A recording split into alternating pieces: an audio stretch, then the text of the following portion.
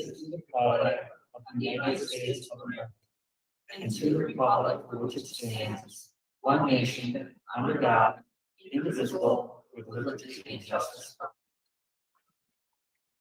Okay, thank you. And then I will ask our board secretary to take roll. Colin Brunel, Here. Lisa Johnson, Here. Dave Nichols, Here.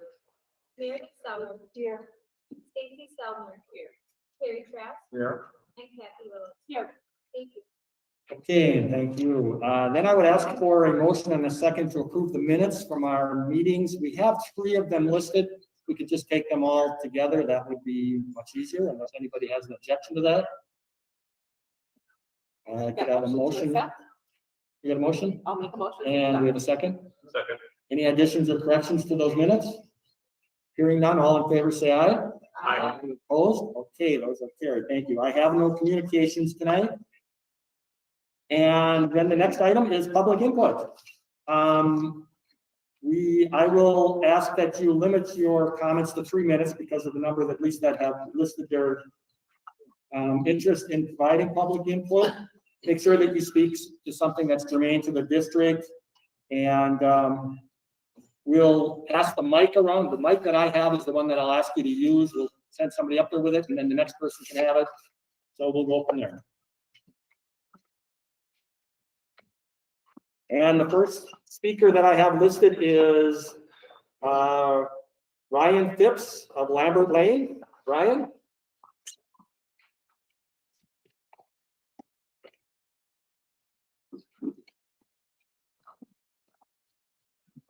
Good evening. I really don't know if the board is aware of all the long-term effects the mask is having on our children or on the general public in general. Ignorance maybe was an excuse in the beginning, but now with the science we have and the research we've done, we know that masks do little to nothing, especially cloth masks, little to nothing in preventing the transmission of COVID. So the question is to be asked, why are we still mandating that? Why are we forcing that on young, vulnerable children? And that question, I really don't understand why you guys answer it the way you do. We have many schools in our area, in our community, that don't mandate the masks, and they're functioning. I know this is a tough situation for everybody. That's when I kind of always lean on the Constitution and people to be able to make free will choices. And I believe that if the students and the parents don't want to wear masks, I believe that they should be a choice for them. So that's something very concerning to me, and I think it ties into social issues and discipline issues and the long-term mental effects, depression, drug overdose, and as you guys know, those are concerning problems in our community, in our schools. And I think that it's intertwined. We definitely are seeing a decline, and people will be able to communicate even. So I would like you to take that into consideration and please think about that as you make your decisions. I am concerned, and I'm seeing the effects it's having on our community. I hope you're seeing that also. Another thing that was brought to my attention this last week that's concerning is that there's a conflict of interest on the Manitowoc Public School website. It was connected to a private website, and that was very concerning to me also. Because I believe that you're supposed to be a neutral body, connected to only 3 of the candidates. That was a concerning also. And I beg to ask the question, is that publicly funded money that we're using to endorse candidates? Where does that money come from to operate that website? And who's it endorsing and why? And if you feel that's a conflict of interest, and I'd like that explained. So thank you very much for my time. Okay, thank you. Next would be Matthew Phipps, 2245 Logwood Lane.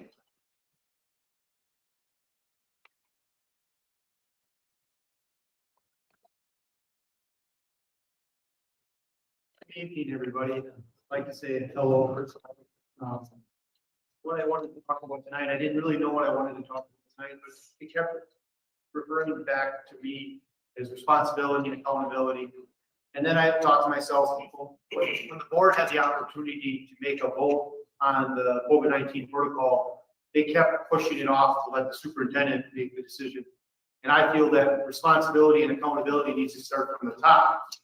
And if we don't have that responsibility and accountability, it gets brought down to the children. And the children say, well, if my teacher's not going to make me accountable, I'm going to do whatever I want in classrooms. And then they're going to have behavioral issues. And when they have behavioral issues, the teacher says, oh, I need help with this student. And then they send them to the administrator. And then the administrator has the choice. The administrator has the choice. If they would like to fix the problem themselves, or send them back to the classroom, or send them home. And too often, in the last few years, I've been personally hearing about students being sent home for bad behavior, meaning out of school suspension. I feel when we have a problem in the classroom, we need to address that in the classroom, and then the administrator needs to keep that child in the school setting, because that's where we can do good for the students. We can help the students in the school. So when I went to Lincoln High School, if you were in trouble, the administrator would make sure that you were one-on-one with him or her, and you had accountability to him or her. That accountability level is how our society functions correctly. If we come to meetings and we all look at each other in the eyes and we say, I'm going to be there at 7 o'clock because I will be there, instead of a text message saying, oh, I can't make it because of something else. I'm getting off topic, but that accountability and that responsibility is how our society functions correctly. That's all I wanted to say tonight, and I thank you for your time. God bless.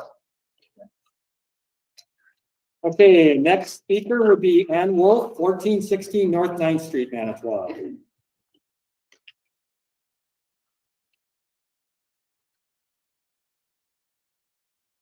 What I'm concerned about tonight is cell phone use in schools. It's come to my attention that a lot of students at Lincoln High School are on their phones all day long. As far as I'm concerned, being on your phone in the classroom is distracting. It's disrespectful to the teacher in a big way, and you can cheat. Now, I have grandchildren at Wilson here, and they tell me that if they have their cell phones with them and the teacher sees them, they're taken away. I don't think they should have them here at all. My son says, well, we have to be able to get a hold of our kids during the day. No, you don't. Parents should not be calling or texting their children during the day. What are you going to do? Send them a text, Grandma Sophie died this morning? No, anything like that has to go through the office. The parents do not have to disrupt their children's education during the day. But the biggest concern I have is disrespect for the teachers. I can't imagine trying to teach a class when there are kids texting away on their phones.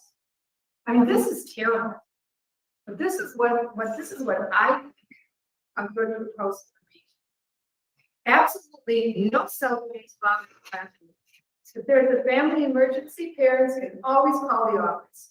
Phones stay in the lockers or at home. Using a phone during class is distracting, disrespectful for a teacher, and an easy way to cheat. If a phone is found in class, it should be confiscated and brought to the office, where the parents can retrieve it. This makes sense to me because it puts the discipline in the parents' court, and that's where it should be. They shouldn't be teaching their kids to be that distracting in school. Thank you for the hard work you guys do, and thank you for the time tonight. Hey, thank you. Next speaker would be Tony Blastelica, 825 North 13th Street, Manitowoc.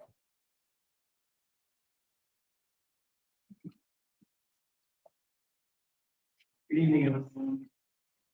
Last Wednesday, January 5th, I sent you all a link with more than 150 studies that shows masks are ineffective and harmful. Please take the time to read through them before a decision is made this week. I would also like to point out how difficult it is to hear someone who speak with these masks on during the meetings. Imagine how this might impact our children and their ability to learn sitting in a classroom all day. The science and logic clearly support a mask optional approach if we are going to look at things objectively. I urge you to do the right thing and end the mandatory masking requirement tonight. Next, I would like to read an excerpt from a book called A Parent's Guide to Critical Race Theory by public school teacher Christopher Pasley. This is a quick read, and I encourage all board members, administrators, teachers, parents, and concerned citizens to check it out. Anti-racist programs should expose and end racial injustice, encourage multiculturalism, teach tolerance, foster understanding and communication. Anti-racist programs should not target whiteness, use the terms white privilege or white fragility, stereotype or scapegoat groups because of race, polarize people into oppressors or oppressed. With that as the backdrop, let us consider some of the language in the contract the MPSD executed with DeRue Consulting in August 2020 at a cost of $42,000 to taxpayers, which includes the following. Build effective stamina to persist through white racial discomfort while addressing racial inequities. Cultivate the conviction to uphold evidence-supported racial equity policy and practice when confronted with white backlash. Facilitate learning about key concepts and practices such as whiteness and the ways whiteness influences school policies and practices, i.e. white cultural practices and perspectives, white racial discomfort. Are you beginning to see why many parents and members of our community are concerned? Many have claimed CRT is not in our district, but this would suggest otherwise. Next, let's look at the concept of equity explained through the lens of this public school. Equity programs should promote programs and resources to all, maintain instructional rigor, eliminate gaps and disparities in learning and resources. Equity programs should not eliminate programs or resources, water down curriculum or instruction, to prove causation. With that as our baseline, let us consider I have been told by a former administrator in our district that some programs have been eliminated, including accelerated math and reading for 7th and 8th grade students. I have asked Jason Gold and Pam Lensmeyer over a week ago if any programs or resources have been eliminated since they have joined our district to help achieve equity. If the answer were no, I think I would back on it. I also have concerns with maybe pushing the PPI, as is evidenced by the recent lowering of scoring standards. I urge you all to read this book and ask yourself if any of these troublesome elements of CRT are indeed in our district today. It sure would appear that way to me. My name is Tony Vlastelica, and I'm running for school board. I will expose CRT where it may exist in our district and bring it to an end. Thank you all for your time and service to our community and for hearing me out on these concerns. Okay, our next speaker is Forrest McKay, 4932 Highway 147, Maribel.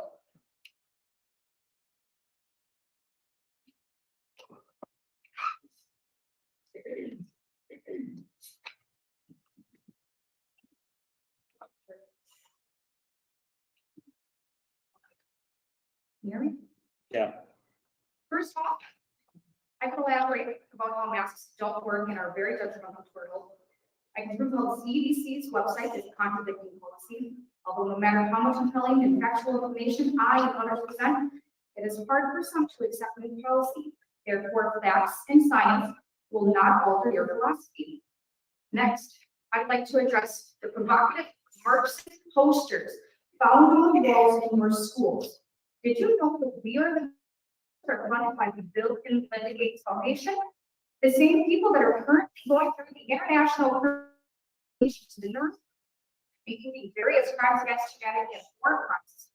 Statutes 6, 7, 8, 15, 21, and 53. One poster in particular says unapologetically clear. Why must you expose our youth to sexual explicit content?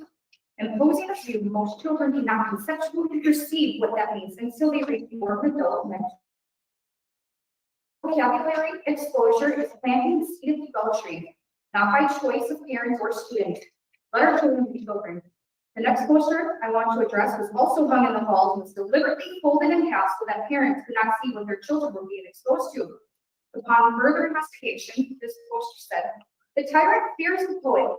Know if a teacher or others feels the need to hold this poster to hide the contents from parents, it's a good indication it may not be appropriate for public schools." The last poster I specifically want to address states rise to rewrite the law. It shows the Washington monuments in the Capitol building in the backgrounds. What does this board interpret rise to rewrite the law mean?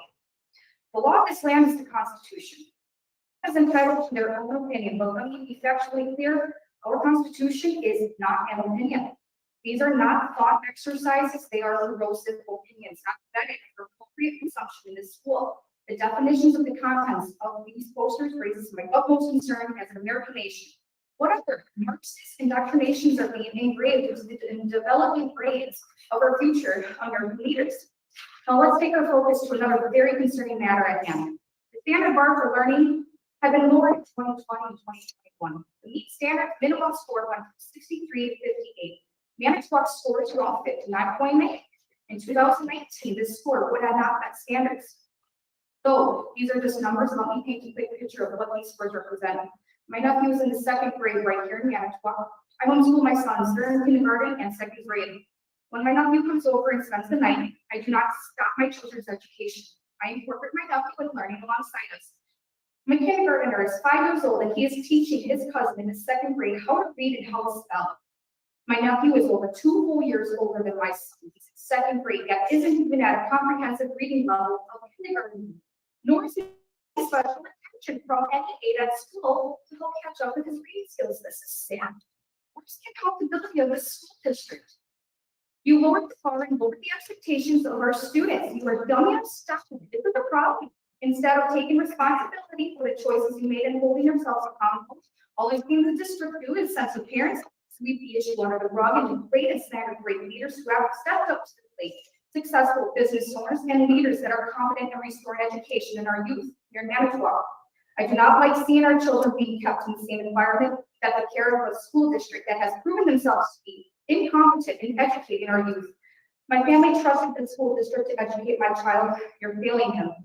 How many other children have you failed? And parents listening, what will our nation become when our future generations of American leaders are dumped down, grow up to quote unquote rise to rewrite the law? Lacking fundamental intellectual skills. Thank you. And the next speaker will be Christine DeMay, 2000 Johnston Drive. Well, thank you guys for having this point to share my opinion with you. First and foremost, the research I've been doing, the government needs to get out of the school, period. We can focus more on our situation if we aren't worried about what the government's going to bring in or take up. Number two, the CRT, or whatever we don't have here, basically leads to socialism. The socialism, well, I do recall in my history lesson that the Pilgrims did socialism, and it didn't work, did it? Because everybody put in, and when you think, oh, so-and-so's going to put in, so I can just take out. Well, you get to the point where nobody wants to put in, who's going to start? Common sense, guys. All right, then I have this thing with masks. These children are breathing back in what's supposed to be going out of our bodies, CO2. It's supposed to be for the trees, and the trees give us oxygen back. Now, anybody in science, biology, whatever, you know that the CO2 is not good for your body. And imagine a child, they can adult yet the damage you can do to not only their brain, but their body physically. Then we have the fact that we have to have all these, okay, the vaccinations and the masks.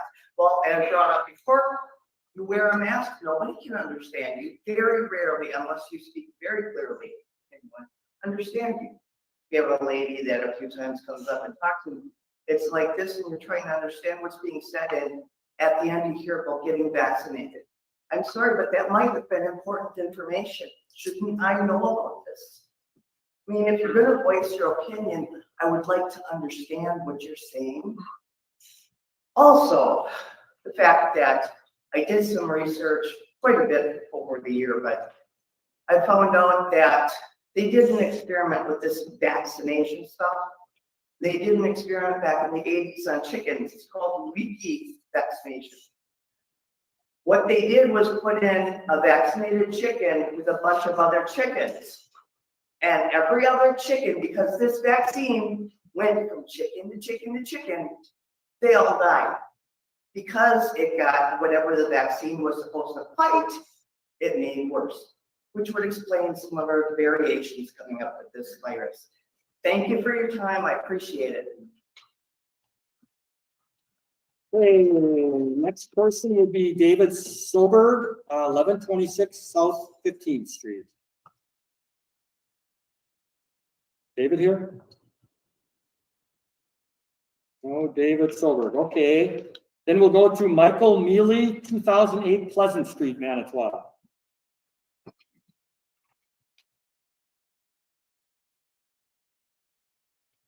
Is council present tonight? You have legal counsel present tonight? All right, this is an advisory. In my Air Force, yes, I spent years in an emergency disaster preparedness position for nuclear and biological first response. And with the masking that I see. Can you speak up, please? Thank you, sir.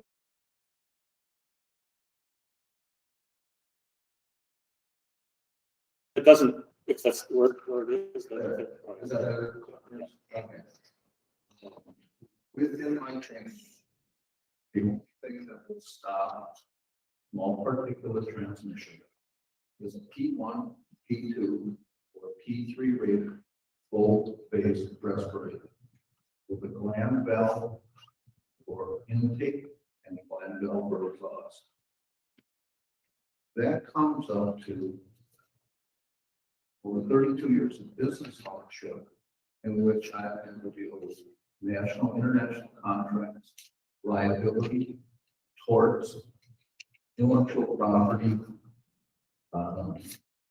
quite an array of various conditions. And I came across a U.S. code that municipal boards as a whole or individual at risk for torts regarding your holds and surety bonds. This is 21 U.S. Code, subsection 360 Baker-3. Authorization for medical products for use in emergencies.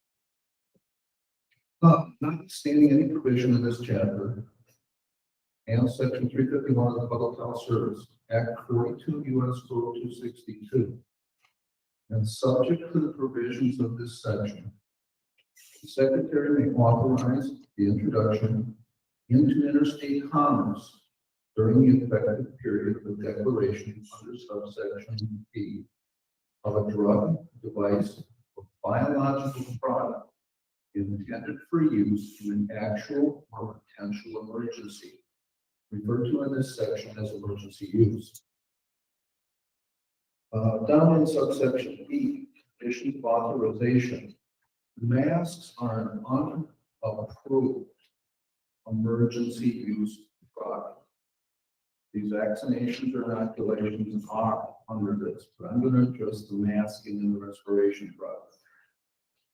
Required conditions with respect to emergency use of an unapproved product, the Secretary, to the extent practical given the applicable circumstances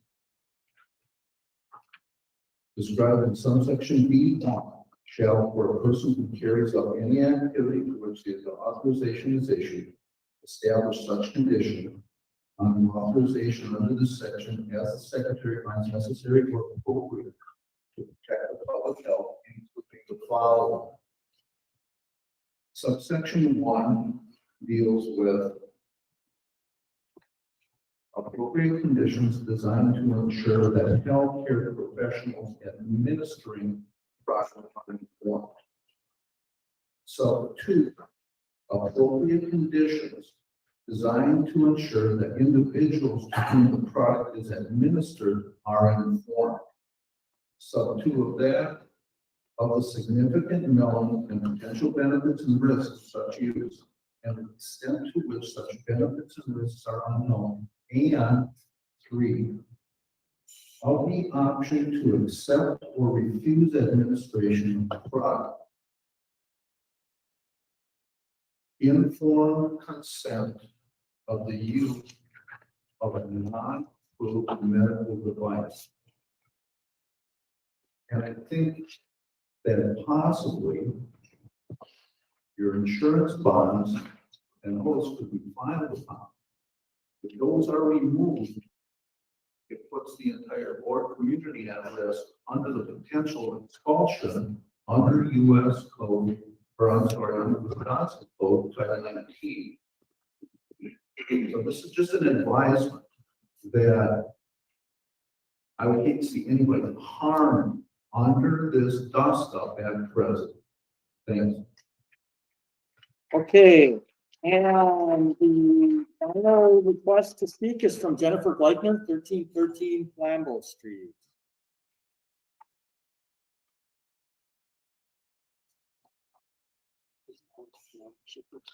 This wasn't part of my original preparation here for today, but I found it interesting that there's a behavior crisis in the schools and we have a room full of adults who feel like the rules don't apply to them. So just thought that was interesting. Nice example. I'm not here tonight to convince anyone of the real consequences of the spread of COVID-19. The fact of the matter is that people were capable of being convinced of the seriousness of the subject. I would just be standing here speaking to you tonight. There's been a lot of discussion in social media feeds about the declining performance of our district schools. I'm also not here tonight to discuss the reasons folks are pointing to for that decline. What I am here to discuss is in-person learning and how it's important that we employ every mitigation strategy we have at our disposal to end this pandemic so that our kids can continue learning in person.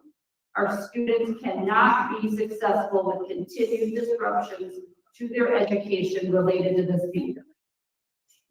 Just yesterday, 3 Green Bay area public schools announced that they will be making a pivot to virtual learning due to insufficient staffing. It's imperative that we make it a priority to do everything in our power to keep our kids learning in person. This includes masking around others in public places, getting vaccinated if you're eligible, exercising good respiratory etiquette and hand hygiene, and teaching this to your children, and staying home when we're ill. These strategies are not as effective when everyone's not participating. Think of this as your favorite sports team if that helps you. If everyone isn't putting in the effort, win is less likely. So please consider the following information when making decisions regarding mitigation strategy for MPSD moving forward. The 7-day average of new confirmed cases has increased nearly 150% in the past 2 weeks, with children under the age of 18 representing the highest numbers of new cases. Studies show, and I'd be interested to see some of these other studies that people are bringing up, but actual studies show that well-fitted multi-layer face masks can block the majority of respiratory droplets from escaping into the air. Masks can also reduce the wearer's exposure to infectious droplets by effectively filtering them out of the air they breathe. Masks remain most effective when layered with other preventative measures like regular testing and vaccination. Eliminating the mask mandate means children will likely miss more school. If masking continues, children whose symptoms have resolved can return to the classroom after day 5 of isolation if they're able to mask consistently while around others. Making masking optional would create a stigma for these students if they return to school masked for isolation guidelines. Finally, I'm making a plea to our educators and our parents to set a good example for your students and children. They are watching you and taking cues from you. When you're disregarding the rules put in place for the safety of all, you're sending a message to these children that the rules do not matter. Please consider that parents of medically fragile children and staff members with pre-existing conditions of their own count on us to help protect them from the worst case scenarios.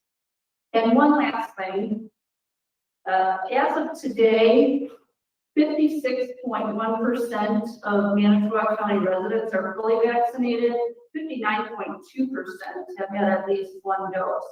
So that's showing me that most people believe in the science and don't be bullied by the loud word. Protect our staff and our students and help keep our schools open. Thank you. Okay, I'll need the microphone. Somebody will- Public input is closed. Thank you for your input.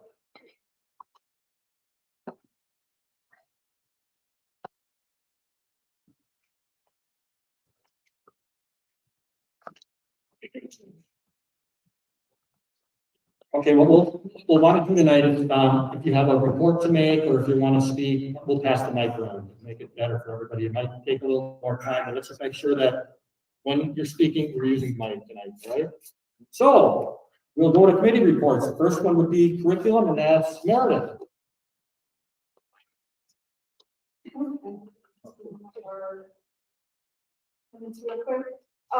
So we met on December 16th and had 3 things on the agenda. The first thing was to hear a report from our student learning liaisons.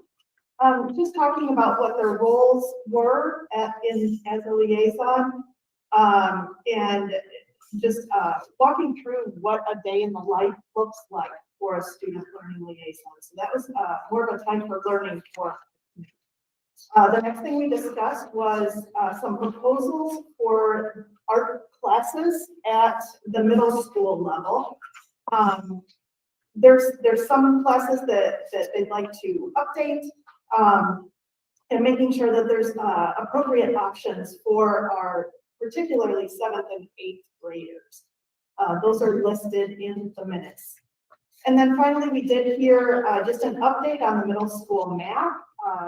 As you recall, we've been discussing compacted math, and the team is developing a plan of how students will be eligible for that opportunity. And so that work is continuing, and we'll be revisiting that at our next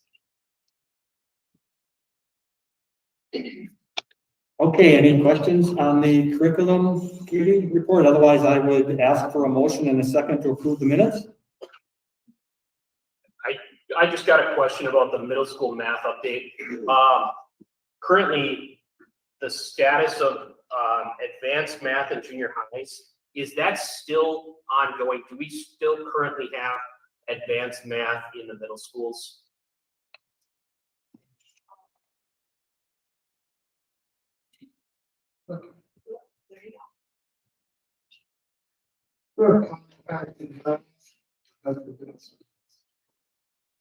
What was that? We have. Yeah, what is compacted math exactly? What is that for layman's terms? Between 7th and 8th grade years, there were 2 years of educated students, 3 years of mathematics. So it is an advanced placement math. We refer to it as compacted math. It puts a student in a position to enter Lincoln High School in geometry versus algebra. So when was that? Because I took geometry in junior high. When was that removed? Or is it the option removed from the middle of it? Yeah. When the ninth graders left. I'm not sure. When the ninth graders left. Okay, so the sixth, seventh, eighth doesn't have any access to those types, because I mean, I wasn't in the super smart kid math, I'll just say that. I was in high enough, but I mean, I had friends that were in much higher math than that. So traditional high school math pathway, freshmen receive algebra, take algebra. Sophomores take geometry, juniors take algebra 2. The compacted math middle, again, would allow students to take 7th, 8th, and algebra math courses over the span of the 7th and 8th grade years, putting them essentially 1 year ahead of many of the cohorts. They enter into geometry versus algebra.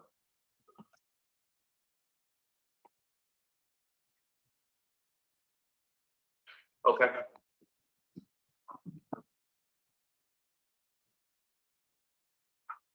Okay, we have a motion and a second to approve the minutes? Somebody want to make the motion? I'll make the motion. Second? I'll second. Lisa, any other discussion? All in favor, say aye. Aye. Opposed? Okay, thank you. And then the Finance and Budget Committee met, Kathy Willis? Yes, we met on January 5th at 4 o'clock. I called the meeting to order at 4:02. We had several items on our list that were mostly informational. The first is hopefully I'm saying this correctly, cover. Yes. Fund. It provides at this time about $15,000 a year for items that are not normally on in our budget.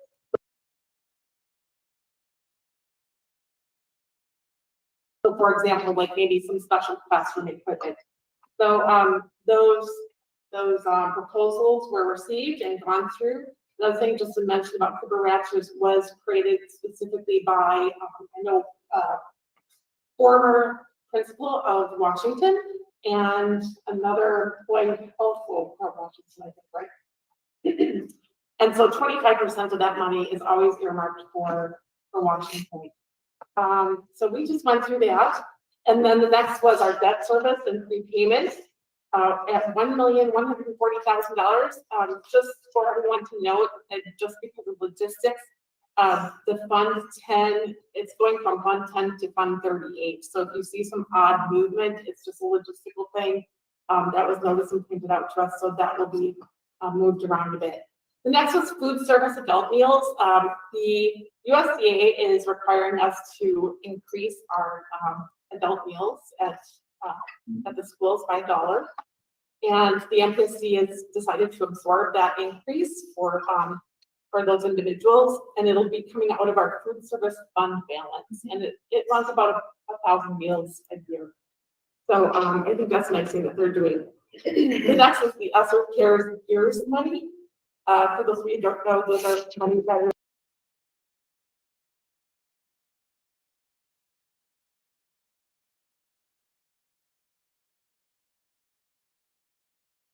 received from the government through COVID.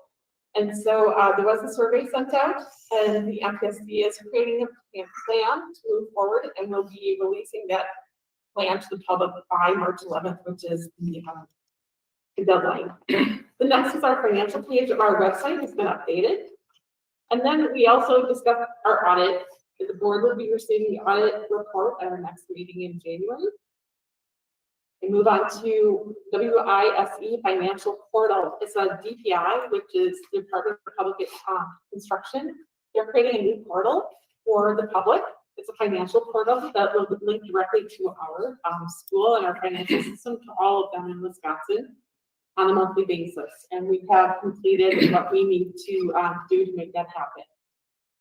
The next one is voided checks on our monthly financial statement. Again, it's just a logistical move. They'll always appear there, but we have been used to, as a board, seeing it like first and foremost on the financial report. It'll just be moving later into our report. So just wanted to give you that heads up that it is there and will always remain there. It'll just be in a different spot.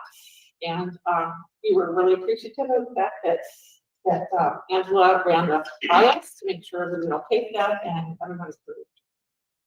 The next is our purchase policy. We just went through that. We discussed some of the things about vendors and how we get them, and in particular, vendor for audio equipment, especially like here when we're at Wilson. We have an issue with you guys hearing us. And that is a supply chain issue. We've been told that many times now, and it still exists. Mr. Holtzman was going to be looking into an update for us on that too, where that was at. But that was just last week, so. And then, let's see here, the last was, oh, and then that part of it too with the purchase policy was just the board votes on purchases over $100,000, but bids are always locked on any kind of projects that are over. So that's all I have. We adjourned at 4:33, and I thank you.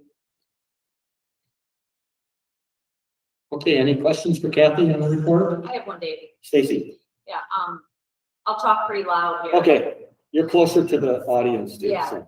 so one of the questions I had was, you had mentioned the key stakeholders in the ESSER funds. Can you tell me a little bit about who that is and who has been reached out to in order to determine what that money is going to be spent on? I can't actually do that, Stacey, so I'm going to refer that to Angela because we didn't discuss that part of it. So Angela, do you want to take this?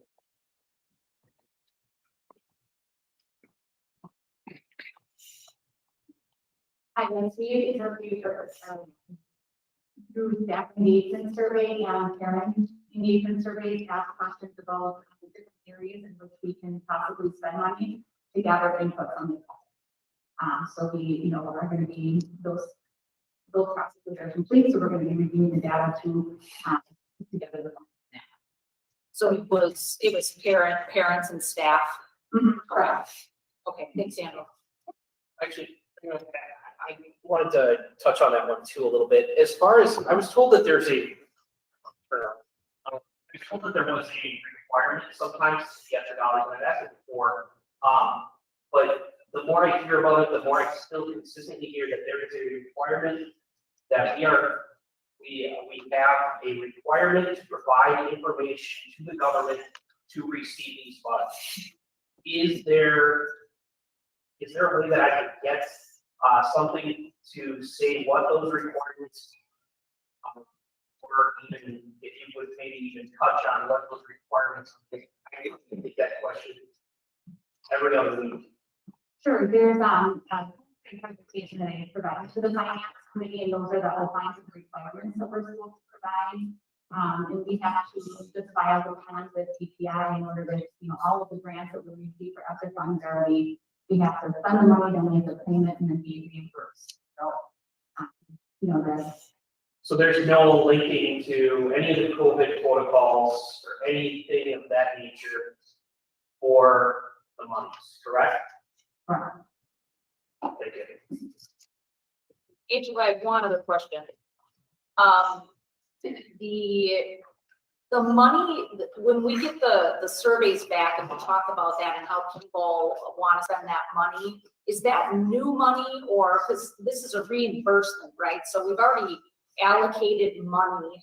Was that done also in the same manner where we surveyed and found out? So this is new money that would be spent going forward? This is our answer to an ESSER allocations in the making tenets of the plan. And then this data will for the use of the money. Okay.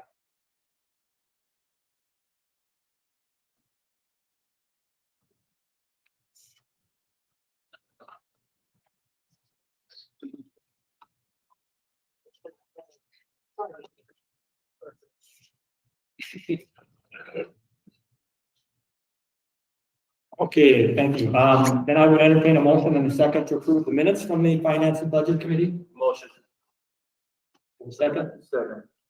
Any further discussion? All in favor, say aye. Aye. Opposed? Okay. Then our last committee report would be Buildings and Grounds, and that would be Lisa Johnston. The committee met at Lincoln High School pool last week, and we looked at the ventilation system, which is in need of replacement. What we'll be voting on this evening is that we will have Nexus Solutions from Madison provide us information and the technical support that we need to move forward with the project. So we will be voting on that this evening. Carrie, do you have anything to add? No, but the piece of equipment we have now is inadequate for the new facility. And it's what, 30 years old, I guess. Yeah, it's aged. So now is our opportunity to make a move on this in order to make the whole swimming program, the auditorium functional. Right. Yeah. So it's aged, it's in need of replacement. And we need to do that to maintain the pool and the swimming program that we have at MPSD. Thank you. Any questions for Lisa? Hearing none, I would entertain a motion and a second to approve the minutes from that committee meeting. I'll make that motion. Any second? Okay, any further discussion? All in favor, say aye. Opposed? Okay, thank you. Then we will move on to the report of the superintendent, and I'll hand it over to Angela. She'll have the first two items on there.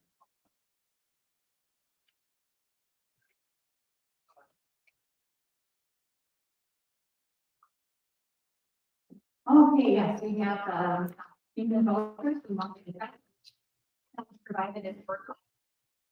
With the total for, stable expenditures for the month is $4,265,404.78.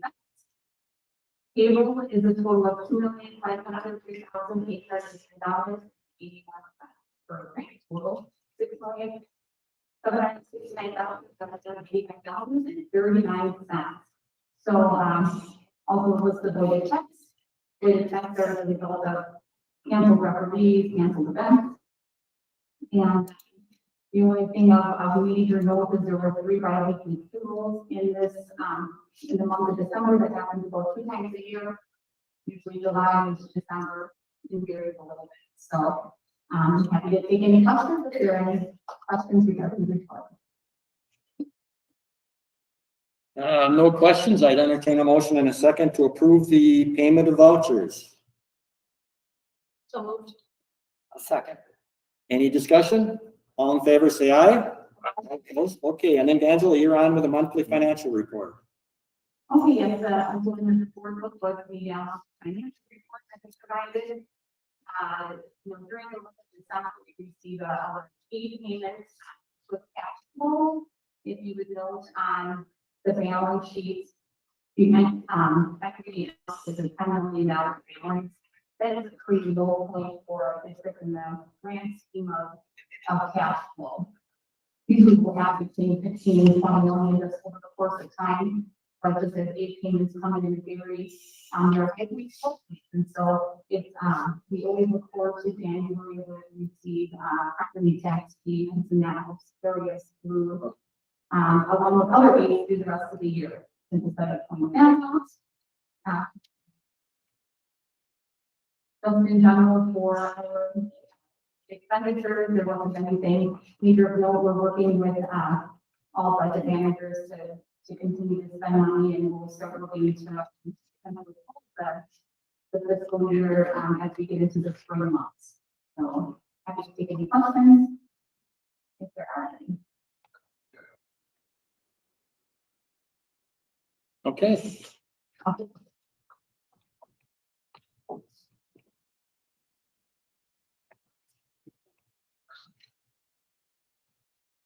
Okay, up next would be Joyce Greenwood with our personnel report.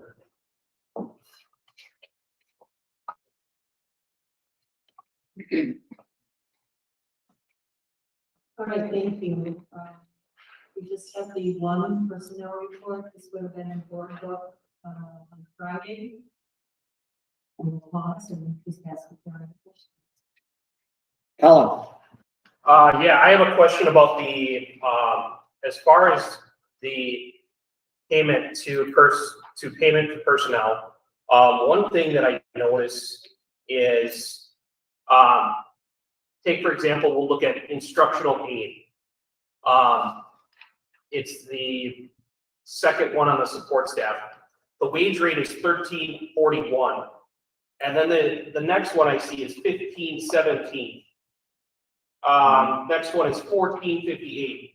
How often do we actually look at the competitiveness of these wages, especially in the labor shortages that we're seeing in our communities now? Yeah, that's a great question. We actually are having those discussions right now. Comparable data from other districts. Actually, Mark and Angela and I have met twice now. And hopefully they will be putting together a recommendation. So we'll get some pay adjustments for all of our career professionals. Yeah, Colin, I believe the personnel committee is going to have that on the agenda, right, for a meeting? Yeah, we're gonna talk about it. So, because the payment for the aides, and as a Yeah, result of especially the situation we're in, yep, so, There's no way I'd take that job. yeah, so we're gonna be addressing that. Awesome. Yep, good. It just wouldn't have come up yet because they haven't gone through it. We've got some data, we've got some figures, we're talking about it. Okay, thank you. Any other questions?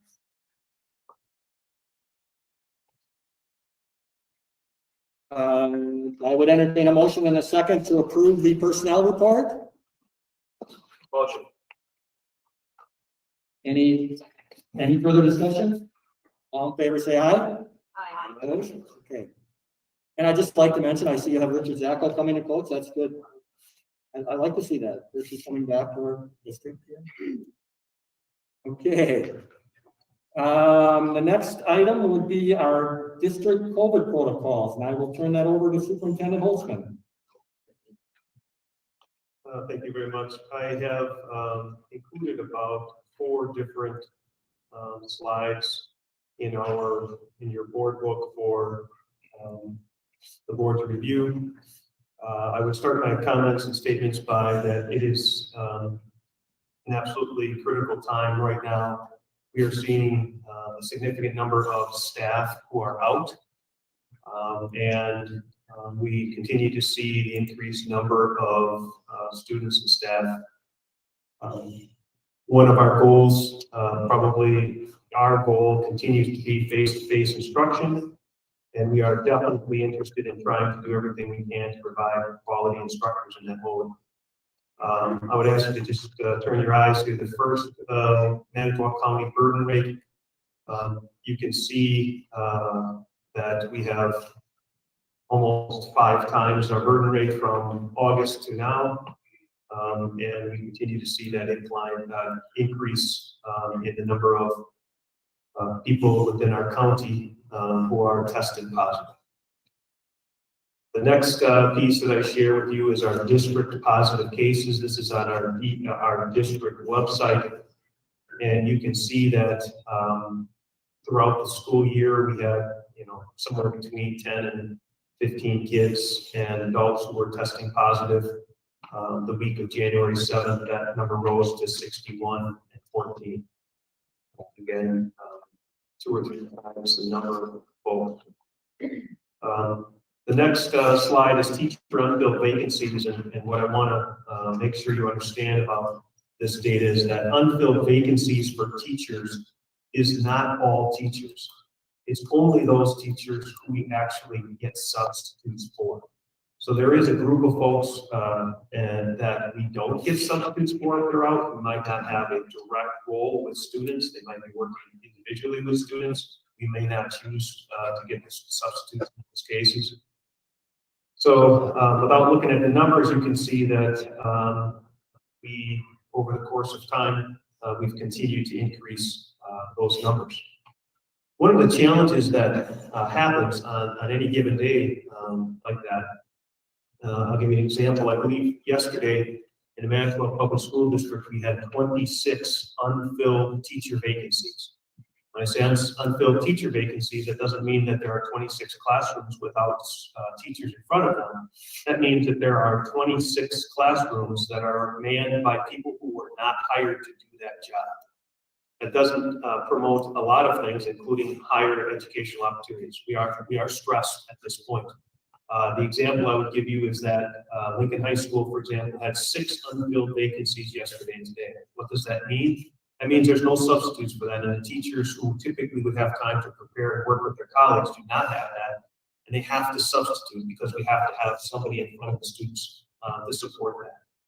That does not include the places that we do have substitutes, and so we do have substitutes in some cases, but we are seeing significant increases in the absences from our staff. The final slide just shows general attendance, and it would give you an idea over the course of time. So I pulled a couple of different attendance times, and what we'll see is that last week was the lowest week of student attendance that we've had in the entire year. That's 86.31%. Without doing significant math, that's 14% of our population that's out. If you get an idea of what that looks like, right? If we have 5,000 students, an example, 10% would be 500 students. Okay, so we're talking about a significant number of students who are absent.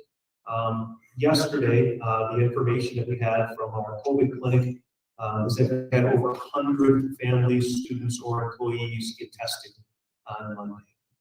So we're seeing a very significant increase in the number of cases that are either in our district. I am very concerned about the status of the well-being of our employees, very specifically because if you are not provided time during the day to work with colleagues and have prep, you again are struggling to just continue to maintain what's going on in your daily operations. So with that, there is, as I have conversations with our county health professionals, our district health professionals, I would recommend that we continue to use masks as our only mitigation strategy to continue to stay in person. I know that all of us would prefer to have a different outcome from our current health situation, but it is absolutely critical for us to be aware of the health of our students and our staff and the effects that COVID has had on our learning and continues to have as we move forward. So I'll pause there and answer questions or pass it back to you, President. Colin. Got a couple things here. So we have teachers that are obviously not able to make it to work. So that's occurring. Are those primarily due to COVID? And if it is due to COVID, is there or is there not the majority of them that are currently vaccinated? So it depends on whether absent. It could be that there is an increased number of staff members who are testing positive COVID. There's an increased number of staff members who have to stay home because their kids have COVID. There's an increased number who are home because someone in their family has COVID. And we've even seen an increased number of staff at home because their daycare is closed because they don't have people working and they have young children who have COVID. So it's not only because of COVID. It could be because of illness, it could be because I had an appointment scheduled that day. It's not only. We have a absolute need for substitutes. So if there's anybody out there who's interested in substitute for med, we need them. I mean, we absolutely need them. We need them before COVID, and now this just continues to exacerbate the problem. So the answer to your question about the majority, if the majority is over 50%, yes, the majority is over 50%, but you know, I don't have, we only ask, we don't require. So, you know, I don't know, I can't give you an absolute fact on where we are in terms of staff vaccination. And then I had, if you don't mind, Go ahead, Cal. All right, thank you. The next question that I had was to your MPSD daily average attendance chart. The dates on the left-hand side, there was gaps on there. I was wondering if maybe you could explain your chart so that I could understand if that was the most or if there was, I guess, if you could elaborate on it. What I was trying to do in this is try to, rather than just saying last week we had 86.31%. I don't know that that means much. So I tried to pull 3 other times during this school year to give you an example of what our attendance rate was. So I just pulled 9, 13, 10, 4, and 11. There wasn't any very specific reason. I just picked some times that would give us, September, October, and November, so that we would have something to make a comparison by. It doesn't, there isn't any other data that I just try to pick a month at each one of those, so that we have some information. Okay. And then the last one that I have is, your recommendation is to place the mask, to keep our mask mandate in play. What would your picture be? I mean, we accepted the appearance that it was going to be today that we were going to make the decision. And the reason that we wanted to make that as the revisiting was so that they could at least see something on the horizon, something to work with. What is your recommendation to include timeline, and not just saying, well, I would recommend we leave it there? Is there a timeline that you're recommending as well to that? Or are you? Yeah, that's a good question. So in concept, when we met in late October, early November, and we were looking at our data, we said to our families that our goal was to remove the mask mandate. We very specifically set our goal. And what as I talked with President Nichols a little bit about the process, I definitely want to continue to bring it back. So the challenge would be, I can't say next board meeting, I'd like to make a recommendation again, likely because I would have to make the recommendation by next Wednesday to know what the data is, and I think that's too soon.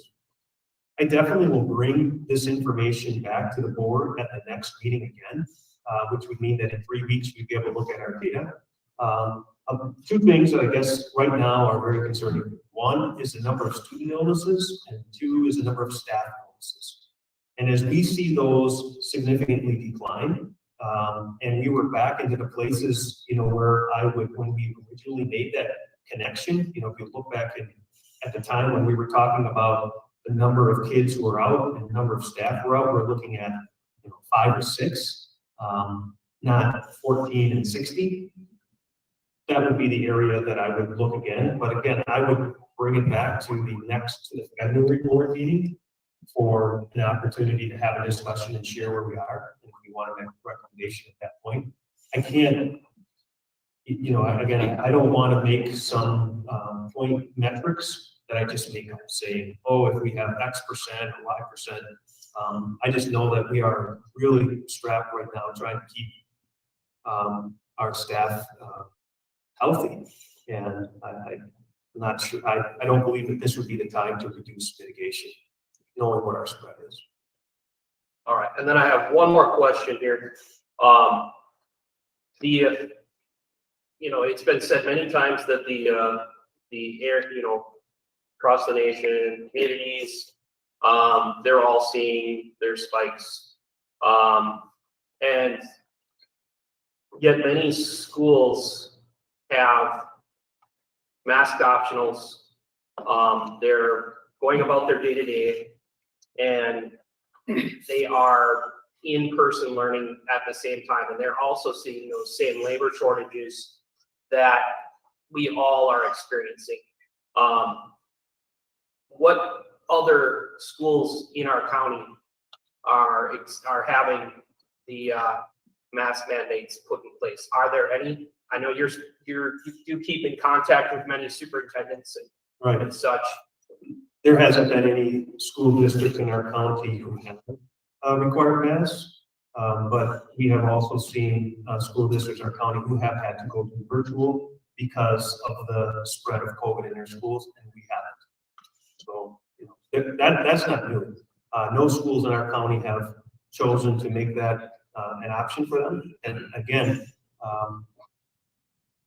I can't make recommendations for other school districts. I can only make recommendations based on what our health professionals are telling us and giving us feedback and what our data says. If our data was different, I probably would make different recommendations. In fact, anyway. Stacy. Mark, did you say that out of the people that are absent, specifically teachers, that we don't know why they're absent, they may not be ill? No, we know why. So if someone's absent, I know, like, they tell us why. Percentage of but, them are ill, actually ill with COVID. I couldn't give you an absolute number of percentage. I could look at Joyce and see if she could give me an idea based on our absence chart. You know, I don't know exactly what percentage are up. I can tell you based on on the chart that I have, the number of who are out of positive cases. So for example, last week, 14 staff members were out for positive cases. But we also have staff members who are out because their spouse or their children have COVID. It's not. So how would a mask in school help that problem? I don't know if the mask at school would help that out. Okay, that's all I wanted to know. Thank you. What did you say, Mark? I didn't. I think the question would be, if a parent or if a teacher wore a mask, I don't want, maybe you could rephrase. Yeah, if somebody was out of school because their husband had COVID and they needed to be home, how would a mask at school prevent that from happening? The answer is it wouldn't. So it's possible that we have all these students or all these teachers out of school for other reasons that have nothing to do with the illness at But we're hand. in the midst of an epidemic. I mean, honestly, I mean, you just have to look at the chart number one. And you guys are all you have to do is you're listen so to the news. concerned about this. Hang on here, one at a You're time. passing Stacy, let around- Stacy finish and then. I'll Passing vote. around a dirty microphone. Oh. Because it's Omicron and it's the most highly contagious thing ever. Yeah. And that's what's when I was happening. shoving my fingers up my nose. One person at a time, just let, hang on, let Stacy So- finish. And then we'll go to Carrie. Again, you can see where I am with the masks. I disagree and it should be based on parental choice as it should have been all along. Okay, here, I'll hand it down to Carrie. I'm okay. You didn't I mind? just had an outburst. that's Okay, all. Meredith? No, I was It's just just saying, like, we can pass you know, around just the something microphone. for Hand the- sanitizer I or was wipe it just gonna down. say, we can pass around the microphone, it doesn't mean we're putting our fingers up our nose, it's a disease that is passed through respiratory ways, it's not, I think we need to be logical. I would also say that the masking prevents the spread of what is potentially at home, that is what masks do. Contrary to a lot of beliefs that I have heard this evening and throughout this pandemic, is that the scientists who work in epidemiology continue to say masking is to prevent the spread, not to protect yourself.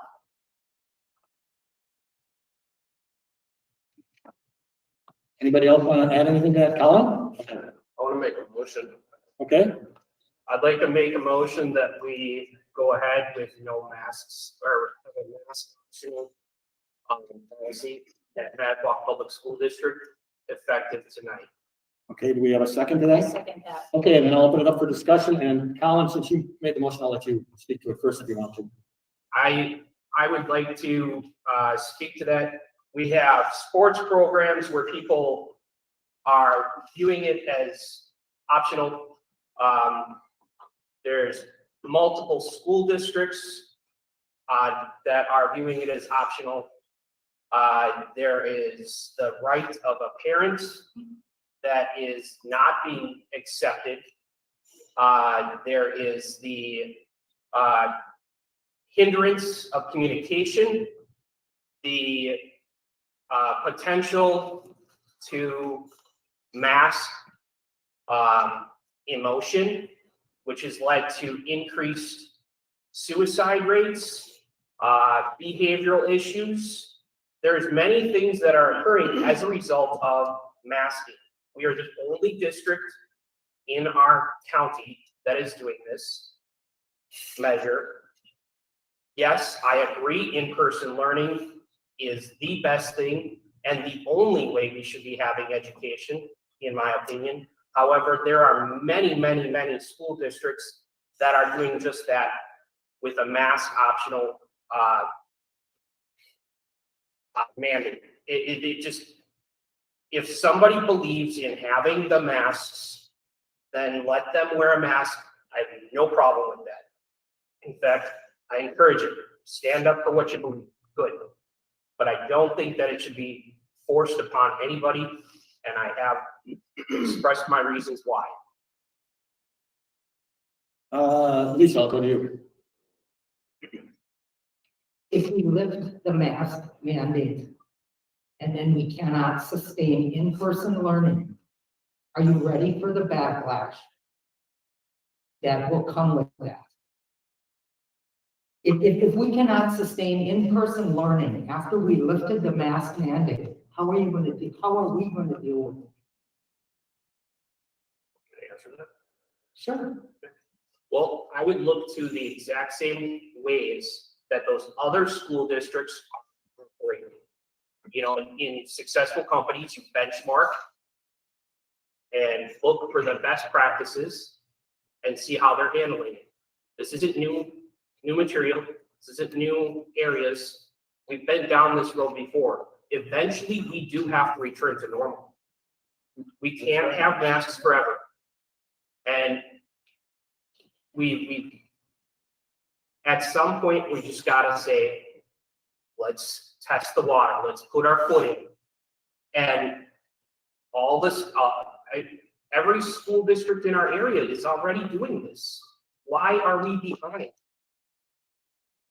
I am ready to make that move. Any, Carrie? Okay, I'll go to Carrie next. Sure, let me just say, I mean, Colin, you've been ready to make this move even before there was any Omicron virus in the whole world.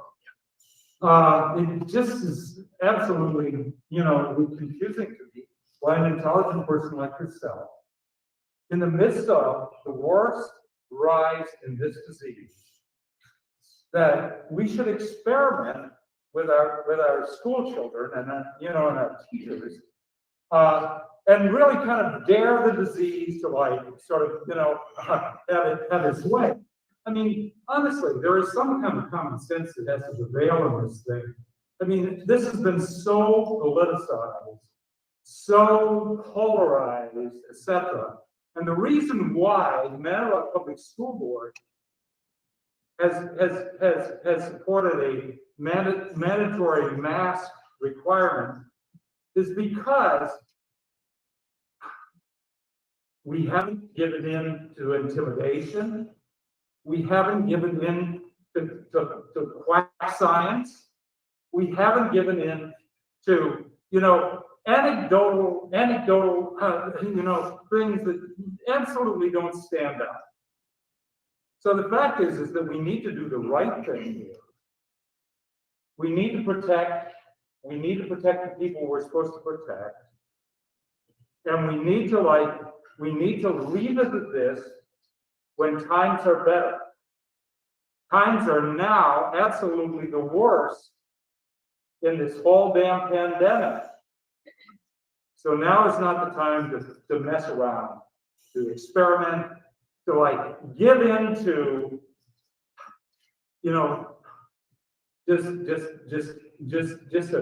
just a public demand on the part of a minority of people, and risk people, and risk the students and the teachers and the staff. I mean, it's just. Lisa, you want to then I'll get your comment.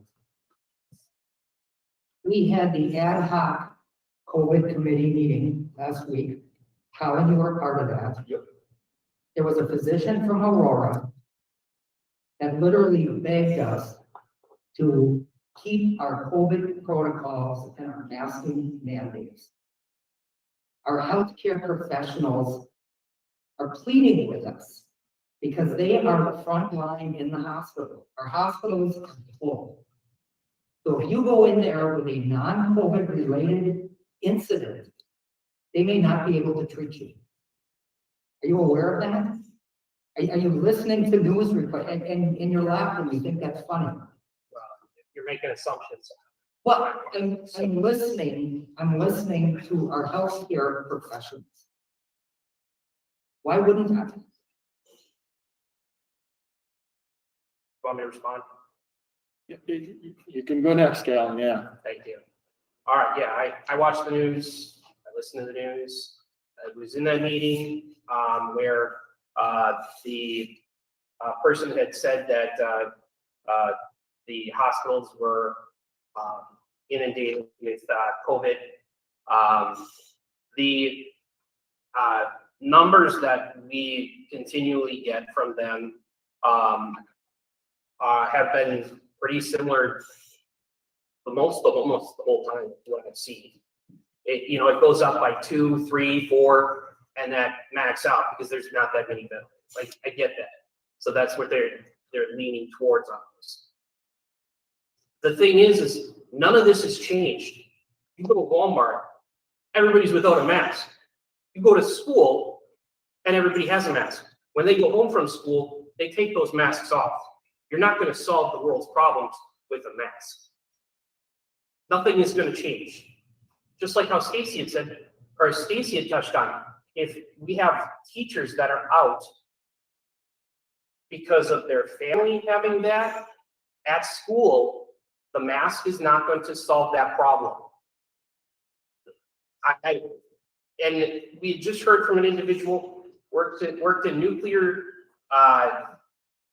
nuclear field. I have a background in that. We were trained an immense amount on respirators. Respirators, cloth masks are not going to stop anything. He touched on it. I've touched on it many times. I know this for a fact. It goes right through your mask, but it falls on deaf ears every single time. And it's been said by multiple medical people as well, but they get shot down because of they're not caring about COVID. You said that you're not going to discuss, or you're not going to cave to the minority groups on this topic. But the bottom line is that a lot of those people that are saying, they're not in the minority. Some of them are doing it because they have to keep jobs. Some of them are doing it because they're told to. They feel bullied. You know, how many times have I sat in here and people have been on this board even pointed out the fact that my personal health choice, they don't like it. You don't think I feel bullied by that same endeavor? But I do. I'm not going to cave either. Period. I rest. Colin, I would just address your personal choice. You can make that, but remember, you're violating the rules that we have set in place. You took an oath of office, and you're not following that oath of office. That's a difference. Everyone else out here has a personal choice. When you became elected board member, you took an oath of office to follow the rules and regulations of the United States, of the state of Wisconsin, of the school district of Manitowoc County, and you're not doing that. So that's separate, all right? Anybody else like to speak?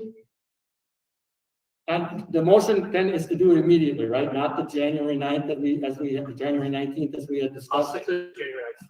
I'll stick with January 19th to make it consistent to what's been put out. Yeah, I mean, that's just what we had discussed. We discussed that in our protocols. Okay. Yep. Is that okay with you, Stacy? Second that? Yes. Yep. Okay. Okay, if no further discussion, all in favor, say aye. Aye. Opposed? No. Motion fails 2-5. Okay. Just, I know the superintendent had said. Oh, I'm sorry. There's some confusion on the whole. I guess I didn't say nay. I mean, nay. All in favor, say aye.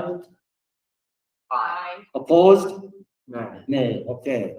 Motion fails 2-5. I know the superintendent had mentioned the February meeting. I'll have this on the agenda for our January 25th meeting again. So I'd rather not wait. I know that we may not have as much information, but at least we'll be able to discuss it again. So do we need a motion to reinforce or? No, we don't. Support the? No, we don't. Okay. We'll move on to student behavior. I'll turn that over to Superintendent Holtzman. So we've had some conversations at the board last January specifically about some of our student behaviors and in our conversation with President Nichols, I wanted to share with the board just some policies that we have that address student behaviors. And I don't have any very specific pieces that I want to delve into, but I definitely would open up opportunities for comments and conversation. Under each one of these policies, it talks specifically about the procedures and et cetera, et cetera. What I would share with you is that very specifically at our secondary schools, we hand out an annual handbook, and that handbook has our school practices and policies, student rights and responsibilities. We also do that for all students at the beginning of the year, and we send home to all of our families information specifically about student and rights and legal matters. So I'll pause there. I just have up right here the student code of classroom conduct. Within that, there are a number of different information. So if you have questions specifically about our policies, or would like to delve into something specific. Colin, just one thing I would add, and I know this was brought up in public input, it didn't get added to your board book, was policy 5518, which is the cell phone policy. That's a behavioral issue as well, and I know it was brought up in public input, and I had promised it would be on there. And just so you know, apparently that one didn't get included, but it's part of the behavior issue. So go ahead, Colin. I'd like to bring attention to fourth paragraph of the student code of classroom conduct item. One of the things that are on there is the student conduct on or adjacent to school premises, and it deals with the social media.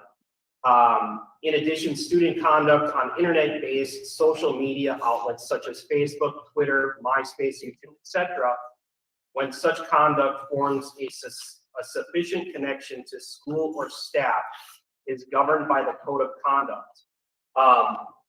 This code of classroom conduct shall be reviewed and approved periodically. I can see where that would be, especially when we have those TikTok issues, where that would definitely be falling in there.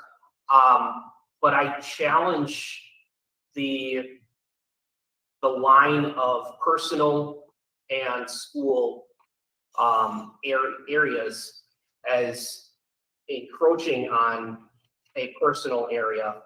I worry that can get into the gray too much with something like that. I can appreciate the spirit of it, but I just don't know if that is appropriate. And when it does get into the things like the TikTok issue, there were legal ramifications for those actions outside of school that those individuals would have had to be accountable to. So I don't know if there's a necessity to have the school imposing on those areas. It's a great question. So typically, the reason those are there is for specific threats. So students making threats to other students making threats to the school. And so if you are doing it outside of school, but you're making a threat that causes a significant disruption in your school environment, if we don't have some policy or practice, then we're absent opportunity to provide any kind of behavior, suspension, expulsion, etc. So what I think what you're referring to is the email I sent home to families about the TikTok video that people were making. Okay, so again, that wasn't anybody from Manitowoc, it was just a region or national piece. But if a student does make a threat on social media, we do have the right to hold that student accountable for those threats, even though it didn't happen at school. That's what that is in place for. 25 years ago, we didn't have to have it. because they're, you know, they weren't making threats on MySpace, Facebook. So that's where that comes from specifically. Just to add to that, you know, when I grew up, I don't think I need that, sorry. When I grew up, I'm dating myself, of course, but we didn't have cell phones and we didn't have social media. But if there were threats made over the phone for a school or student, there was legal action taken. And so I think we're just bringing it into this day and age. When we have social media, we have cell phones. It's the same thing as it used to be decades ago, but now it's just brought into the future, brought into the now, actually, the present. So that's how I view it. MySpace, Twitter. You threaten on that, you're using that, there's still repercussions with it. Again, we're going back to accountability. There is a very fine line when to trying to hold students' freedom of speech up outside of school property. And we're not trying to do, we're not saying, you know, students can say things that are inappropriate and not acceptable outside of school. We don't encourage that, but we're not going to try to police that piece. But when it affects what's happening back in our school day, that's when that happens, right? So, you know, an example might be, Colin, I'm going to beat you up in the cafeteria tomorrow, right? And then that becomes, the staff becomes aware of that. Those are the kind of things that then we're going to reach out to those two and have the conversation. And if in fact we do suspect that, we might be able to keep that from happening. That's what we're looking for. Is there a way that we could get some of that language maybe cleaned up so that it's a little bit more clear and not so vague then? I mean, I understand the need and the spirit of it for sure. I just, when I see that, I worry about transcending that boundary. And I guess I would feel better about it if we could get some of that cleaned up. Is there any possible thing we could do to that? Yeah, that policy looks like the last time it was revised was 2016. Something that deals with social media, those types of issues probably need to be looked at every year, right? Yeah. Yeah, I mean, I would agree, yeah. That we could refer that to a committee and then we look at revising it, updating it, and maybe making modifications. We can do that. I appreciate it. Thank you. Okay. Any of these, that's one of the reasons these are here, is because we often don't read these until we want them to apply, right? But sometimes they get outdated because of that. So anything on the other two, and including 5518, which is the cell phone one. Yes, I have one. Go ahead, Colin. So the next one that I had was student discipline. The student discipline aspect, I'm very much in favor of that. The thing that I see though that I was wondering about is the superintendent shall not promulgate administrative, that section. Item C, it says, do not demean students. It's a very vague statement. And can be, if you're disciplining a student, can be very tough to hold a person accountable to enforce discipline, not demean. It seems very tiptoey. That's another one that I would wonder if maybe that could get cleaned up a little bit too. Just because we are having those disciplinary issues, and maybe something a little bit to provide, I don't know, clarity to those individuals that would have to enforce discipline. So are you saying it's okay to demean students? Is that what I'm hearing you say? Of course. Yes, I'm saying that. But the thing is, right. What language would you recommend in this? I don't know, something a little bit better, because I mean, if you're saying, hey, that was really not smart, that person could say, hey, I'm taking it as a kindness. You know, something like that. Okay, It needs to get cleaned up because it is not clear. Thank you for clarifying. That hasn't been looked at since 2008. Well, it was updated 2016. Oh, Yeah, that's true. Yeah. Okay. That one is Very very subjective. Yeah. as I mentioned, we often go over policies after we needed to use them because we have so many, you know, so that happens sometimes where they need to be relooked at. Do we have, a vessel to do policy review on a regular basis so that we are not behind the eight ball? We had been doing that, previously. We haven't been doing that.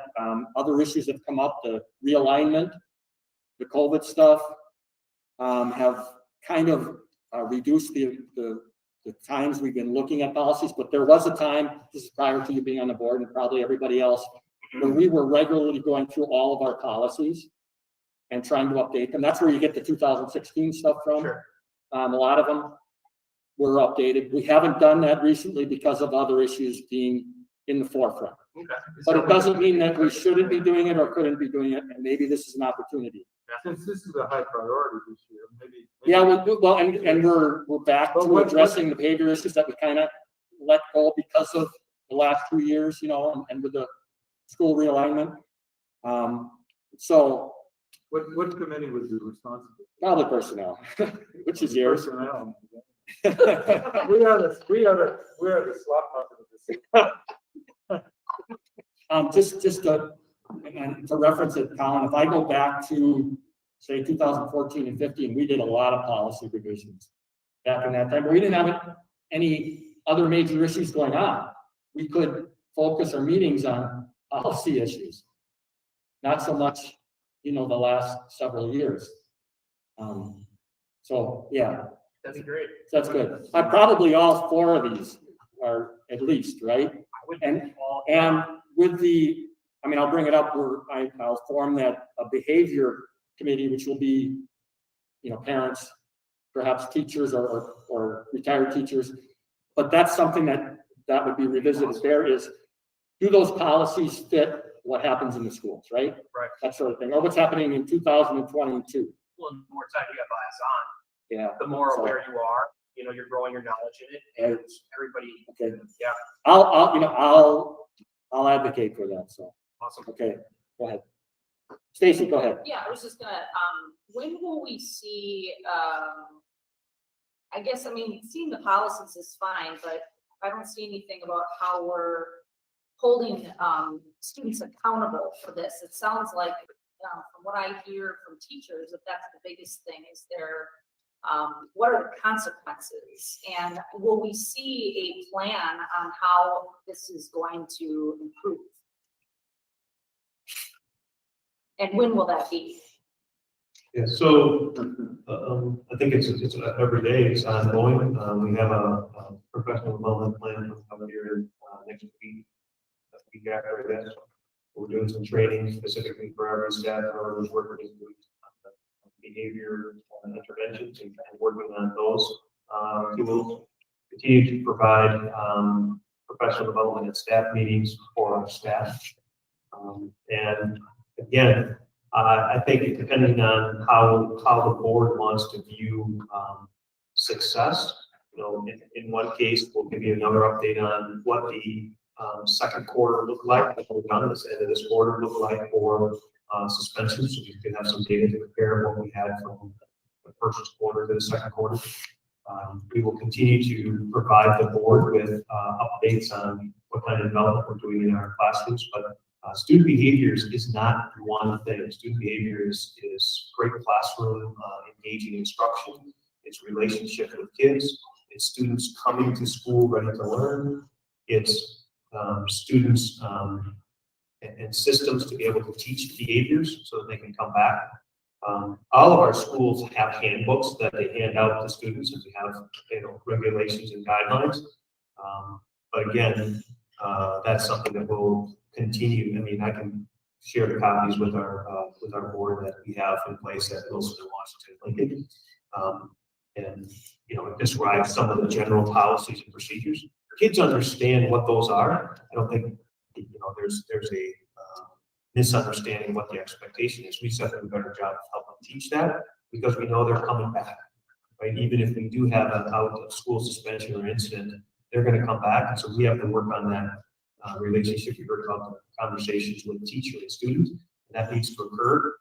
And again, if we look at what's happening in our schools right now as we speak, many of those conversations are happening with people who aren't their classroom teachers because they are out, right? And those are challenges that we have, just the relationships aren't there. So we have seen positive, I've heard that from our building principals, from their observable behavior, and we'll be able to share that probably in the near future when we have some more data.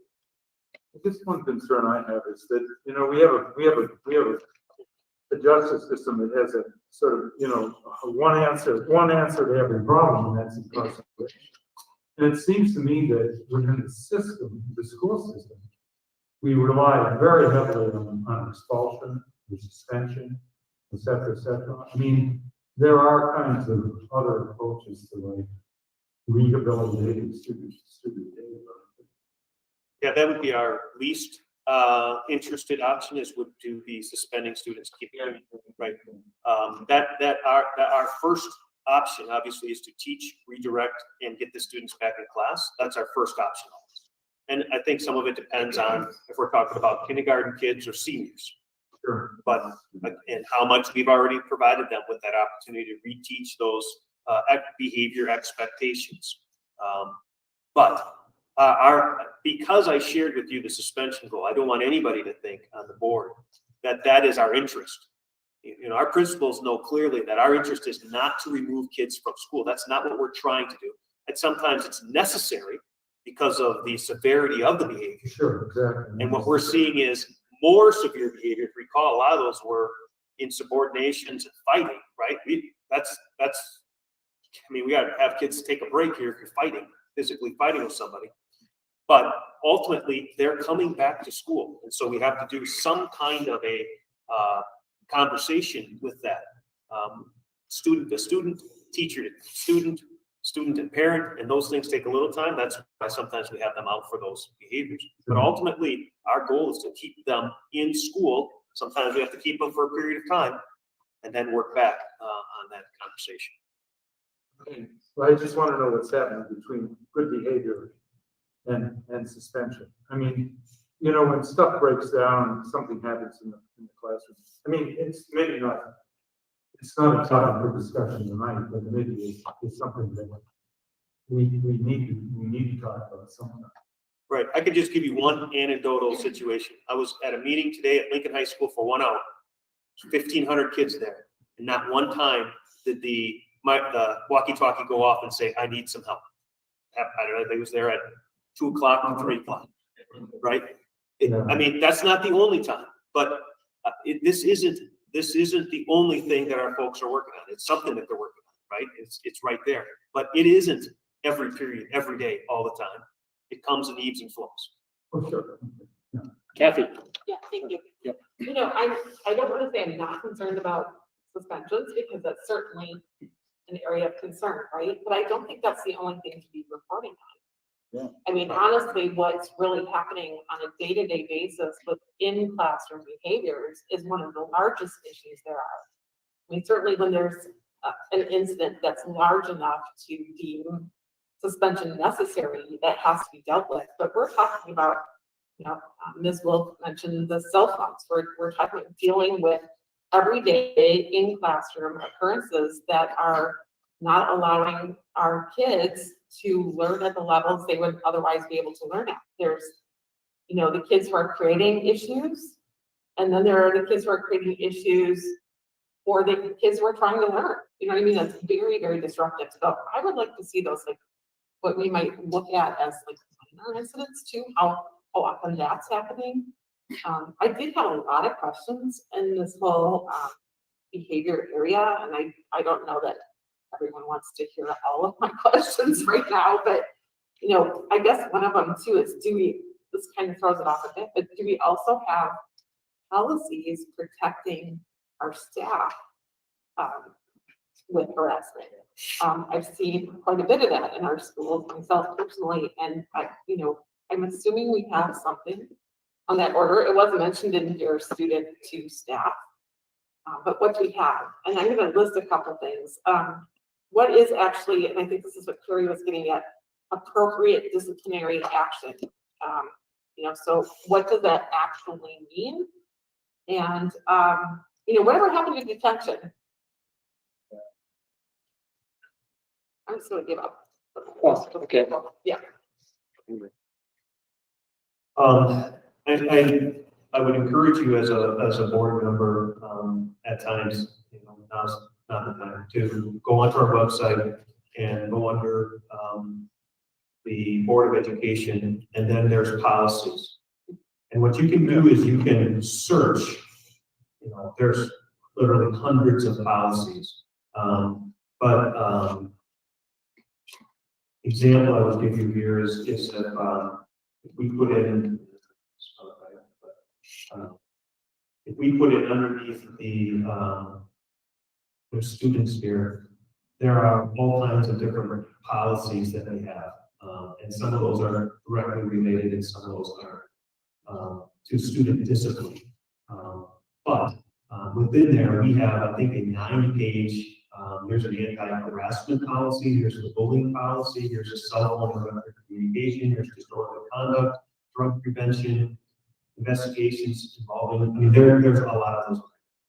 I guess Kathy, maybe you and I can have a conversation offline. I would tell you that the reason I gave you the suspension behavior is because we heard about behavior and wanted to acknowledge that we have a concern.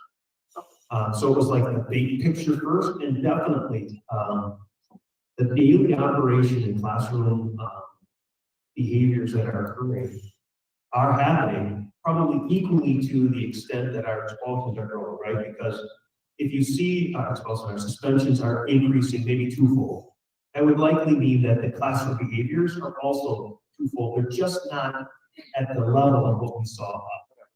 So again, trying to provide professional development in sport is key. I know our teachers are great in doing everything they can to build quality relationships, to have meaningful lessons, have engaging opportunities in the classroom.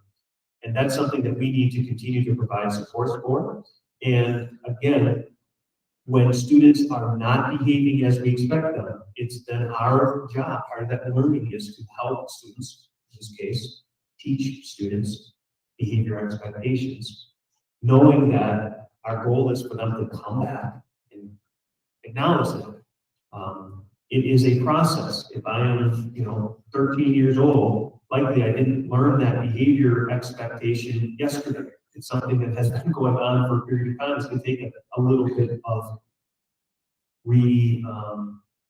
identifying some of those skills and working with the family, right? I mean, this isn't an isolated problem. It's not just something that we have to engage our entire community and our families to help us with that. And that's definitely what our teachers are working on as well. Colin. So one of the things that I realize that not everything should be expulsion. I would agree. Not everything should be suspension.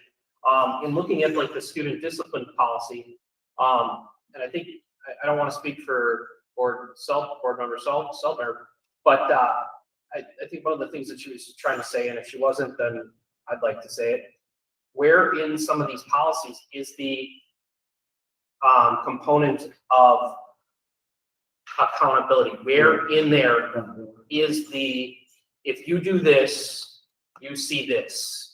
Where if they are looking at this policy, you're going to find yourself in a detention mode. And I get that you have to have some sort of wiggle room based on scenario, but is there some guidance that we're not seeing in these policies that exists elsewhere to say, okay, well, if I am bringing out my phone, I'm automatically going to be not going out for recess. I don't know. Yeah. But is there something like that? So the answer to your question is, if this, then that does not exist. Okay? And the reason why if this, then that doesn't exist is because there's too many ifs and way too many thens. Okay? So example would be, we do not have a policy in this Wilson handbook that says, don't pull the fire alarm. But we probably have taught kids for many, many years, don't pull the fire alarm, right? We have had policies if you are, like we tell, if you're fighting, if you're harassing, et cetera, and we give us some opportunities for grace and authority because every situation might be different, okay? And when I say every situation might be different, if you throw a rock, it's this, but if you throw a snowball, it's that. I mean, it depends. If you hit somebody, did you break a window? And again, I definitely believe that our principals are doing a good job of trying to manage what is appropriate and what is not. There are times where we will see behaviors that are not appropriate, and we will redirect those. And sometimes we don't have time to redirect those because there's another behavior that is greater that I have to deal with at this moment. Okay? So, you know, two kids are arguing about something and a bad language comes out, but I'm dealing with two kids in the hallway that might be fighting. I'm going to have to deal with one before I deal with the other. So the answer to your question is the principals have some guidelines that they use, and those guidelines specifically are about what is the disruptive behavior and to what extent that is. But we don't have a handbook, for example, that says if you swear, this happens. If you bring your cell phone on, that happens. If you run in the hallway, this happens. If you spit out your peas at the lunchroom, that happens. I mean, there's just too many if this and that. And some of those are teaching opportunities and behaviors. And I would say that I fully trust our building administrators to be able to, as they use the term, promulgate the rules and regulations to make quality decisions on what it is. Is this the first time I'm talking to you about this, Tom, or the fifth time? Probably have a little more grace the first time. The fifth time, you know, not so much. So, you know, some of that comes from, and I say this, obviously, the classroom instructor, right? Our best teachers are in the classroom on a daily basis. They have the right. They know that students aren't supposed to be using the cell phone in class. However, my Chromebook isn't working today and I'm trying to do this calculus problem and I need a calculator. Would it be okay for me to use that? Sure, go ahead, Mark, you can use it. I mean, there are times where that's going to be okay. Me trying to listen to my headphones and get the news music that's going on, that's probably not okay during my classroom. And as a teacher, I'm the one responsible for working through that, explaining to kids why we need to be engaged as we're here, right? Understanding that as they leave our system and they go to work, they might have their cell phone on them and they can know that maybe there's an appropriate time to use it, maybe it's not. It's in the hallway between passing. It's generally what we say is appropriate for kids when passing in the hallway, not in the classroom. Some teachers will say, if I see it, it's mine. Some teachers have what they would call a cell phone, I think they call it like a corral, where when you come in, you put the cell phone in the spot, and then you go out and go get it. Like, I mean, everybody has their own responsibilities, but the idea is, I've told the kids and I've given them the expectation for what it is, and if they're not following it, I'm going to have a conversation with them, knowing that if I tell them to leave, the learning is absent, right? Like if I kick them out because of that, the learning is absent. So the teachers are always balancing it as well. Right. Yeah, you can, yeah. So I like, you know, like the fact that the teachers are being given they're the eyes in the field. You know, sometimes, you know, we touch on communication. Sometimes there is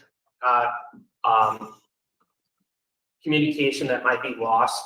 Do you feel that the teachers feel the support that is necessary to make those decisions to their classroom and the principals to their schools to the extent of which they're being tasked with? So it's kind of a generalization, but I think in general, the teachers feel like they're supported. I think there are instances where they do not. Okay. And, you know, there's no way that I would say that we, as I use myself in terms of administrators, don't make mistakes and are available as quickly as we want. But I also know that, there are teachers who feel like when I'm asking for feedback or support, I gotta help with classroom behaviors, I'm giving it. Does that mean that we couldn't improve? Absolutely not. We can. And I think we need to do, you know, I'll give you a couple of examples, and this is maybe not exactly on the topic, but, you know, as we're hiring new people, and we are looking for anybody who is certified and qualified. Lots of times, we're hiring people licensed with stipulations, which means that they have a degree but never taught before. And the model of our student teachers over the past 2 years was likely teaching virtually, right? A lot of it was virtual teaching, and the colleges weren't here giving us our kids. We need to spend more time on classroom modifications of behaviors. What does that look like? How do I set up my class for success? We need to spend a little bit more time on that, and we haven't, and we will as we start the school year moving forward. But we know that there's a couple of things that definitely are a couple of things that definitely engaging lessons, right? Organized classroom routines and quality relationships with kids. Our best teachers do that every day. And then when kids don't meet those criteria, they have expectations. And, you know, again, when they don't meet those expectations, the teachers are working with those individuals to try to fix them. And at some point, they can't manage what the behaviors in the classroom, they ask for help. I think that's the commonplace. I think what we're seeing is, based on some of the feedback we're getting, and, you know, I don't blame it on necessarily the pandemic, but just where we are right now, we're seeing more behaviors that are non-compliant behaviors. And that is challenging because I'm trying to teach the class and I got kids who are not compliant. And I'm trying to balance, do I do this or do that? That's where we are right now. Anybody else? All right, we'll move on to director's report. It's yours. Any questions for the director and myself under superintendent's director's report? Kathy. I have a quick one. Right under the Rising Phoenix program, it is mentioned here that the students in first semester have earned 675 credits, which is outstanding. My question comes is, are those credits only good at UWGB or can they be rolled over to other colleges? Do we know? University of Wisconsin credits. So, you know, most of our private colleges and out-of-state colleges will accept them. And, you know, you can never guarantee, but they are taking courses at University of Wisconsin, Green Bay, at Manitowoc. Those are much like if you were in attendance at getting an associate's degree at that university, wherever they would take them. So, you know, At any UW and likely anywhere in the United States. Ellen. One of my questions was towards the Rising Phoenix. So thank you for bringing that one up. One of the things that I learned about was with the IB program. I was told that probably one of the shortfalls of that is that it was not advertised to the point where it should have been in order to be the largest benefit to us. We have this Rising Phoenix program now. Are we advertising it to an effective rate so that it continues and is enough students aware of what this program entails and how it can be advantageous to them? A great question. So the Rising Phoenix is communicated through our current freshman and sophomore advisory group. So we have freshmen and sophomores have advisors and they talk to them specifically about that option, because Rising Phoenix applications will be due in the spring, right around spring break, for our current sophomore students because they go in as juniors. And so when we are meeting with those students and their families, we communicate that. I guess just a little bit of background on history. We started Rising Phoenix through the pandemic, so we had these conversations, and then in March we were totally virtual. And I said to the group that we're working with, I would be surprised if we have 10 kids who would apply. We had 25 spots and 27 kids applied. First year, they didn't know about it before blindly. We have a waiting list this year. I anticipate us having a waiting list in the future.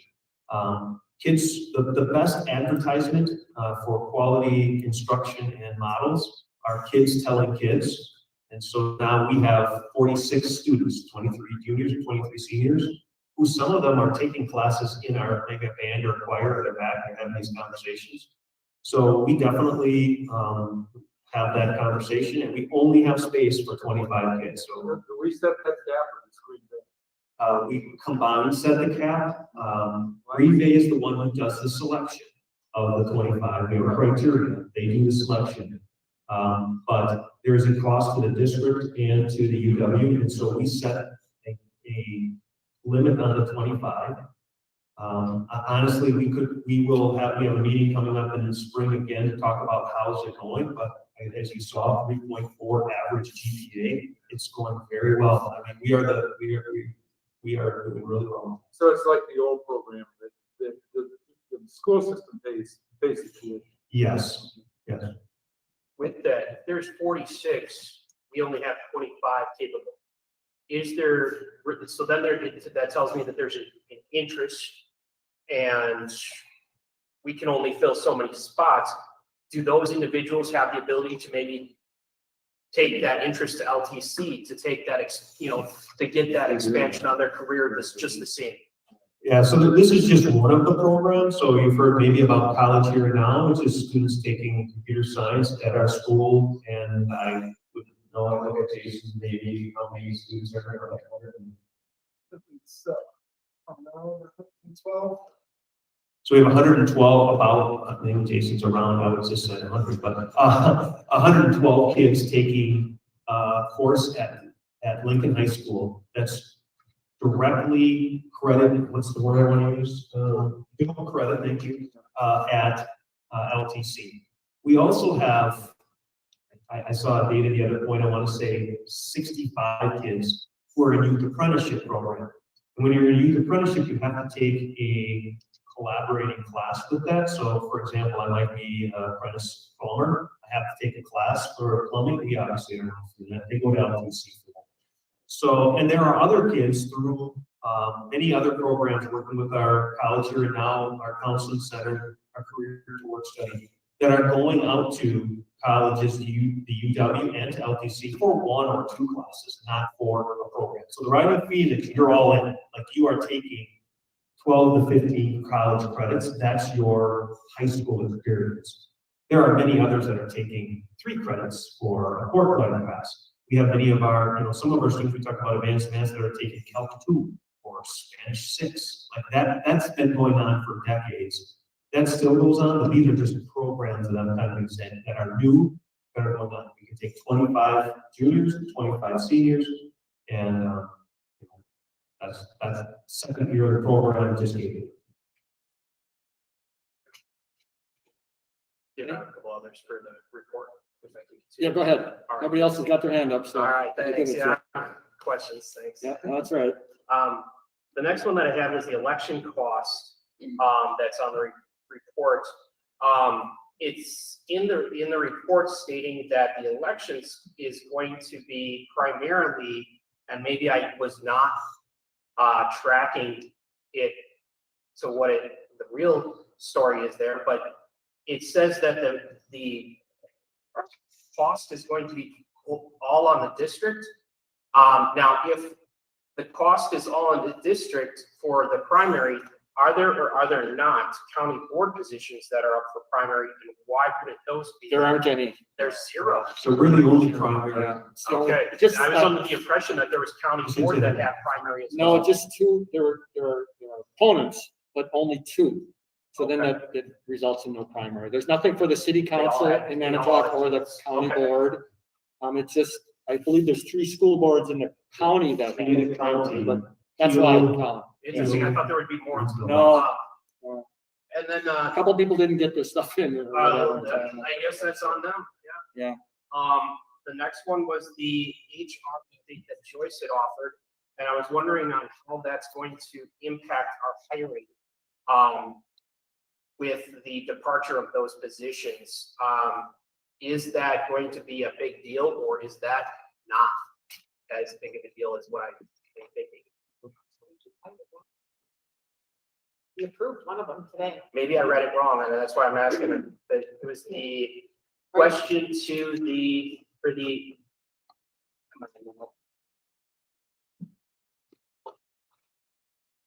some reason my computer's not. Yes, thank you. The HR generalist positions, yes. We just approved one. Yeah, the other. Is there a gap or not, I guess? Well, it is,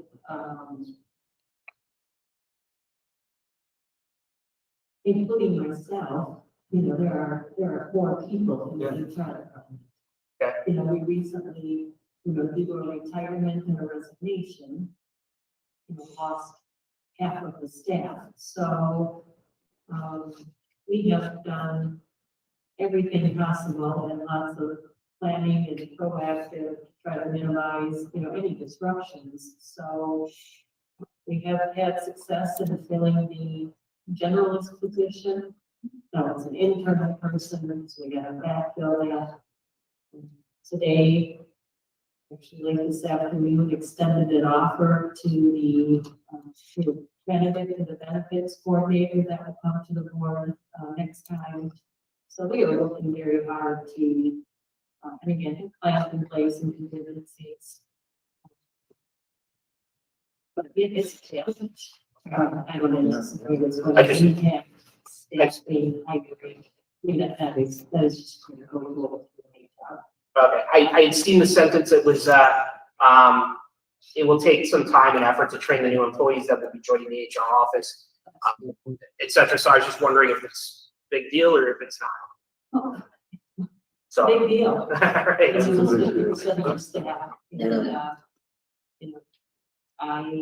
We have great people in HR, so we will hire great people. I think those change and transition takes some time now. We just take a lot of pride in the work that's done and do everything possible to minimize any disruptions. Great, thanks. And then I have two more. All right, one was for, both of these were for Joanne Metzen. The SEEDS program, I'm not familiar with this program. I was wondering if you could tell me a little bit about what in the world it is. Because I was trying to understand it and I couldn't.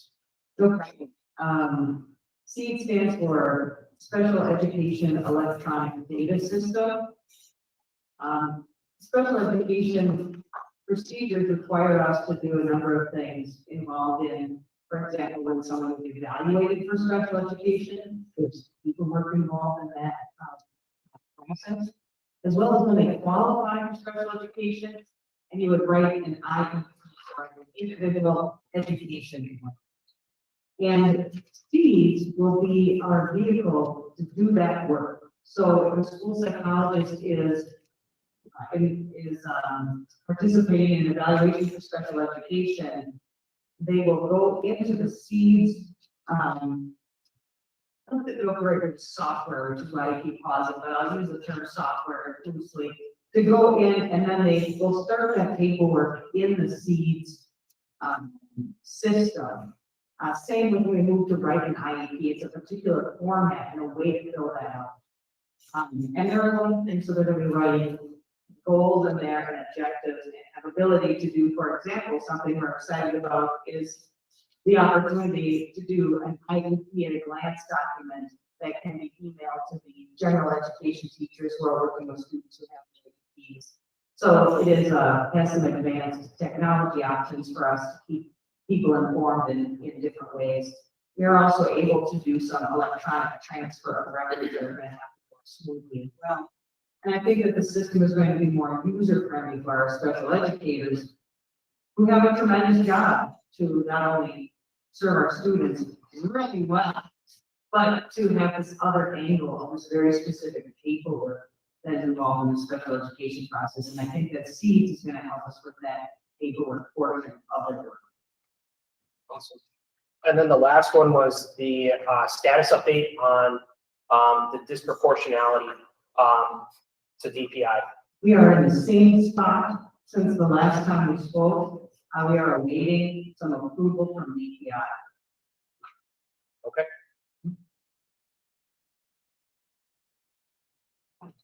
Anybody else? You got the mic, Kathy, if you want. Yeah, I know, I got the mic. Yeah, there you go. You know, I can't help it when I read through all of our materials for today's meeting, and right now, as I'm going through your thing, you know, we sit here, we talk about all kinds of things that are obviously very important having to do with school, but I'll tell you, my heart is heavy when I see the word homelessness on our report, and just to think that we have students somewhere out there, we don't know who they are, who are dealing with that, it's heart-wrenching. And so, you know, everyone on this board and everyone who's here tonight, or anybody, you know, whatever we can do with that, you talk about learning and the best case of learning, and the idea that even one of our students is homeless. Oh my gosh. Anyway, I don't even know what to say. I mean, what do we do? I mean, we get $25,000, you know. Yeah, we get $25,000 for. So we do so get just more room. a drop in the bucket. I don't know how that all works, but somehow I have that conversation. It's just heart-wrenching. Anything else? Otherwise, district activity update. Yeah, brief. Friday marks the end of the first semester, which is kind of amazing. Obviously, a big mark in we're halfway home. Next week we have some in-service days, and Monday we have off for all of our staff and students. And then Tuesday we have what we call a grading report day. Typically, just for board information, grade report day is a day that teachers really turn over and prepare for the second semester, turn in the grades, do all those kind of things. We typically don't have a lot of meetings and things going on. Wednesday will be our all district professional development for our verbal intervention, and then Thursday we begin the first day of the second semester. So we are moving forward. Got a lot of things going on in the district, and continue to provide more with updates at the next week. Okay, anything else? Otherwise, we'll move on. I have no unfinished business. New business would be, the first item would be from the curriculum committee. There were 4 different classes, is that correct, Meredith? Does the board want to take those separately or as a whole? I wasn't at the meeting, so I don't know how they apply. What should we do? Anybody want to take it separately? You're okay doing it as a whole? Okay. Any discussion on those classes? Well, I mean, I just wondered why they're discontinuing the art around the world. I mean, you know, as a historian, I think, wow, you know, do the big picture, but you know, these other courses, the new courses, are basically informational skill courses, and no overview at all. Instead, being eliminated because that's the way modern education is. I would say it's likely being eliminated because of student interest or lack thereof. Okay, hang on. Pass it back here. I looked at it, no, and I heard no. Some information on it. I don't have that with me. So.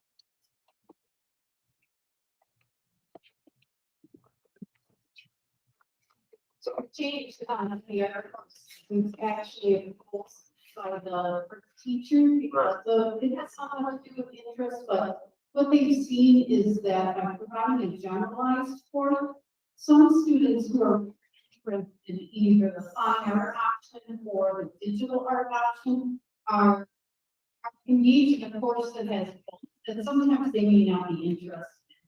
So the proposal really allows 2 pathways for students in the art programming. Fine art option, which is the art 7 and 8, which allows them to explore the pathway of correcting my wrong, or traditional type of art techniques. And then the digital art pathway. Yeah, I read all that, yeah. Yeah, so that they're replacing the courses that existed that were more generalized to these more specific pathways to allow students to really engage deeply in the areas that interest them. Sure. I just, you know, I mean, art is not a tabula rasa now. You know, it's like there's a you know, 2,000 years later, 2,000 years of art, which provides a context for people that want to do art, I guess. I don't know where that's what you know, I realize the art teachers are advocating this. And it's just maybe a personal idiosyncratic.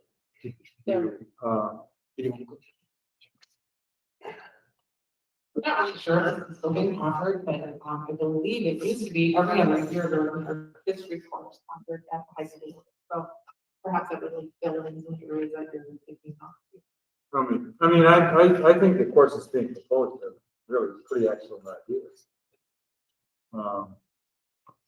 I'm not against anything being added. I'm just wondering why. I think we'll see a rise up in the other two of the new courses being offered. Yeah. Okay, any further discussion? Hearing none, all in favor, say aye. Aye. Opposed? Okay, that is carried, so we have those classes. And then the other item came from our building and grounds. That is the recommendation to partner with Nexus Solutions for the Lincoln High School pool ventilation project. Any discussion on that? Quick question. Go ahead, Colin. How many pools do we currently have at Lincoln? We just have one? Yeah. Okay. I remember when I went there, it was, we still hadn't had that, we just got that new fancy one, the big one. Yeah. And then they had those other smaller ones. You're that recent. I'm not that recent, that was over 20 years ago, but, Which smaller pool are you talking oh about? gosh, I think it was in the gym that was, I don't recall ever having more than one pool in the auditorium. there was one underneath the gym. I could have sworn, maybe I'm just, we had a There- big you know, giant one. We have that Wilson in Washington. It was- There's one in Riverview. I don't recall, I mean, if there was one, I never discovered it. I don't know. I was wandering around instead of one in class. Yeah, I don't know, but, you know, I was at the pool Saturday and I would definitely advocate for this. If we're gonna have a pool. Yeah, I got you. I don't know. That's why I asked the question. I'm like, we have like 3 pools. Yeah, If that's the case, then okay. Yeah. I'll check with, I know someone who was a maintenance person for many years at Lincoln High School, and he probably was in every nook and cranny of the high school. I'll check with him to see if he can come up with anything on that. Stacy, go ahead. Yeah, I was just wondering what are we voting on? Because we don't really have any type of, data and numbers. So this is just to engage in a relationship, or are you gonna come up with, we're not approving money right now, is that correct? We're approving the relationship, so they have, we need them to create the parameters of which the bids will be created. Okay. And then, obviously, the bids will be created, and then, we'll then be asking for the money. But we're not asking for any money other than the relationship with Nexus to move forward with this money. Yeah, they're the engineers. Yeah, that's where you saw a number, like they estimate that it'll be $500,000, but we haven't earmarked any dollars, nor have we seen, haven't bid that, but that was the estimate that they thought it was. So we need them to run the numbers and work the system to make sure that when we do get a bid, it meets all of the specifications in order to do the job. All right, no further discussion? All in favor, say aye. Aye. Opposed? Okay, that is carried. Thank you.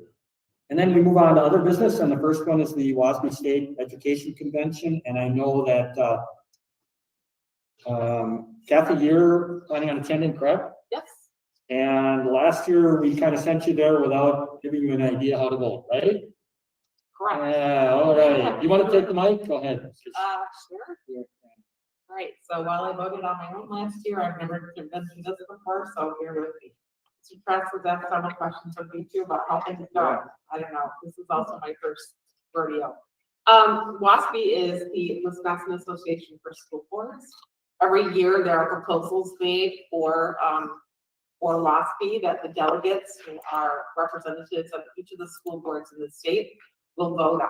And so just to explain to all of you out in the audience what we're doing right now.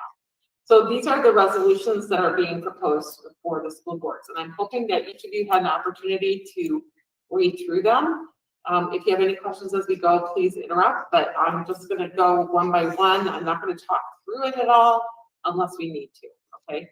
So the first one is Resolution 2201. It is safe harbor legislation. Does anyone have any questions about that? And how would we like to vote? Should I kind of do it as we do before, like all in favor, raise your hand? Well, you know, you don't really need to vote. All you need to do is get a consensus from the group. That's all you're really looking for. So. If you go there and change your mind, you're able to do that? I know you guys are subject. Just so you know, yeah, so it isn't anything, we can't formalize that for you. Gotcha. So, Well, but is anyone opposed to that? Maybe that's a better way to put it, or have any questions about this resolution? First one's fine. Yeah, You need. right, safe harbor legislation, should I explain it to our audience maybe? To some extent, it has to do with child sex trafficking, and so that it allows people who report it, especially if it's kids who are doing the reporting, that they will not be brought in, like have legal action taken against them. So say, for example, they've been trafficked into prostitution. We can't, or the government will not go back at them for reporting because now all of a sudden they've done that.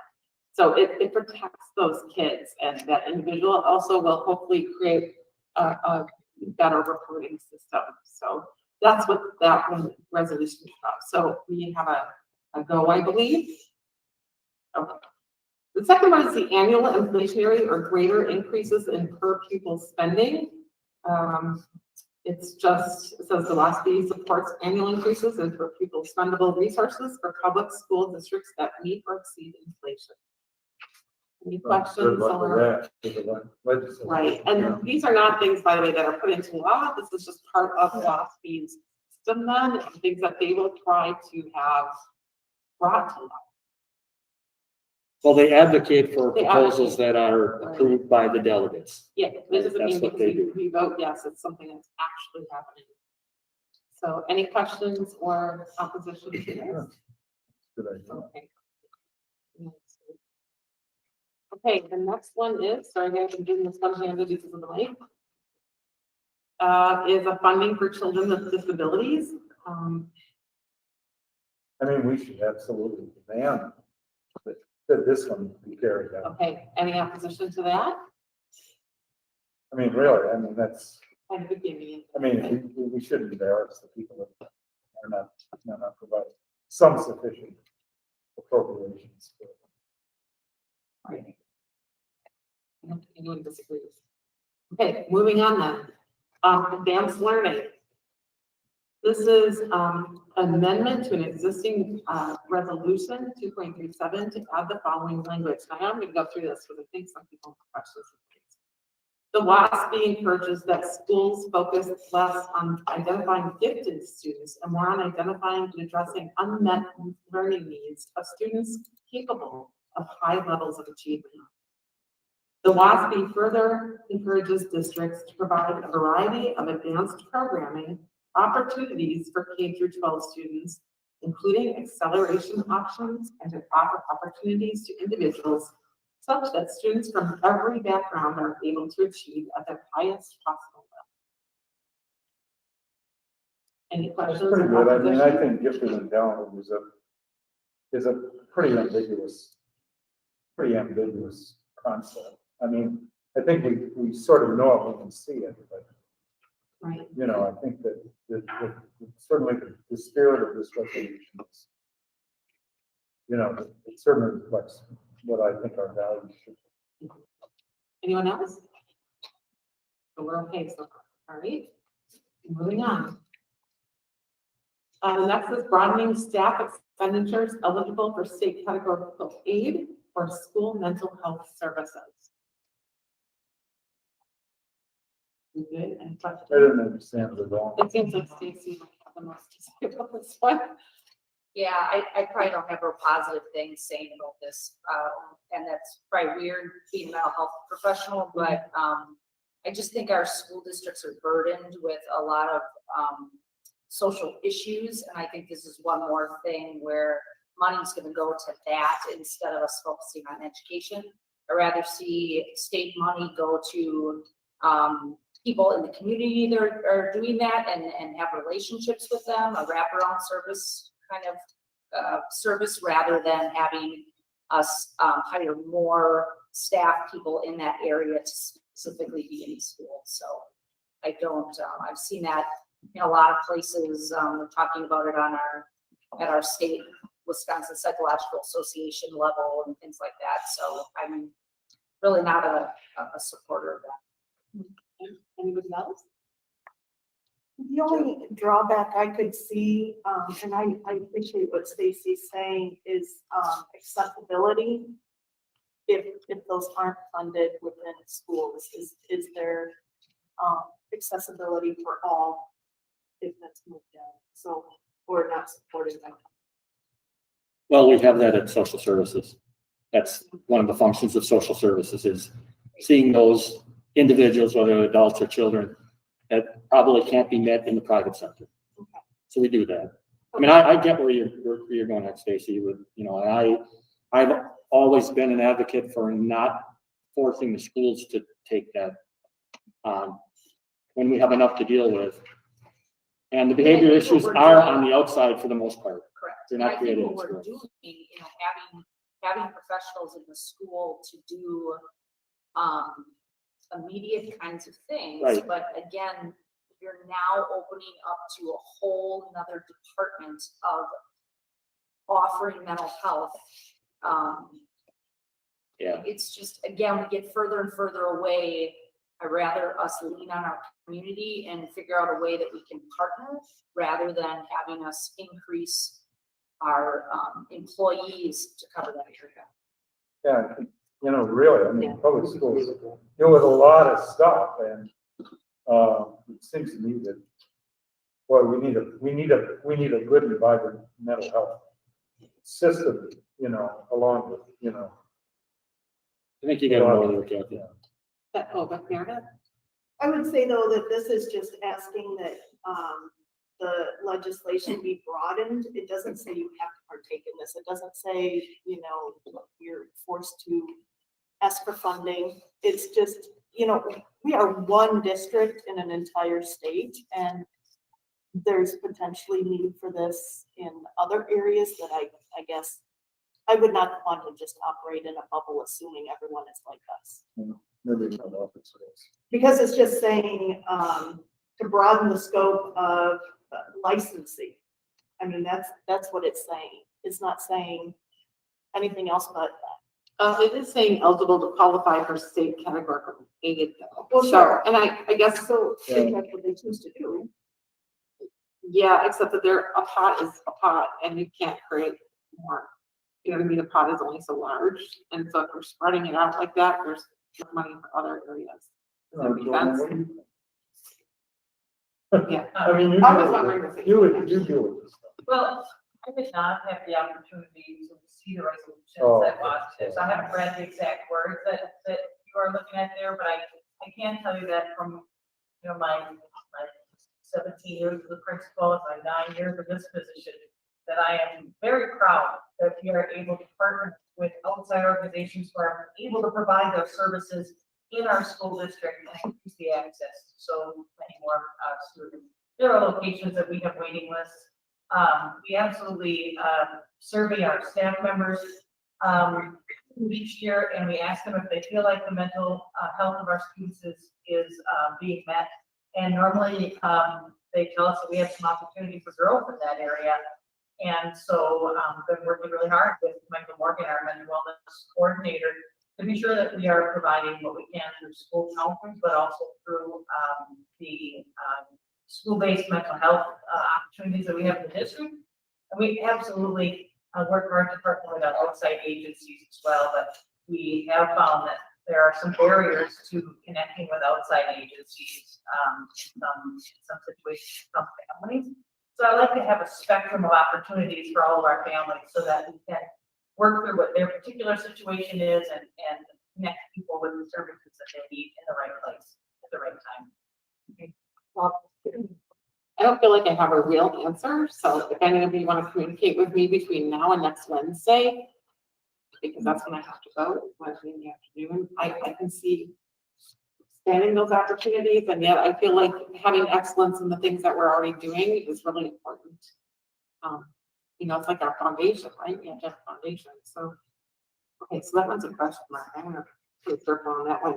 The next one is broadening the scope of mental health services eligible for reimbursement. Are we kind of at the same place for that one? We have to rediscuss. Yes. Yeah, probably misunderstood. Okay.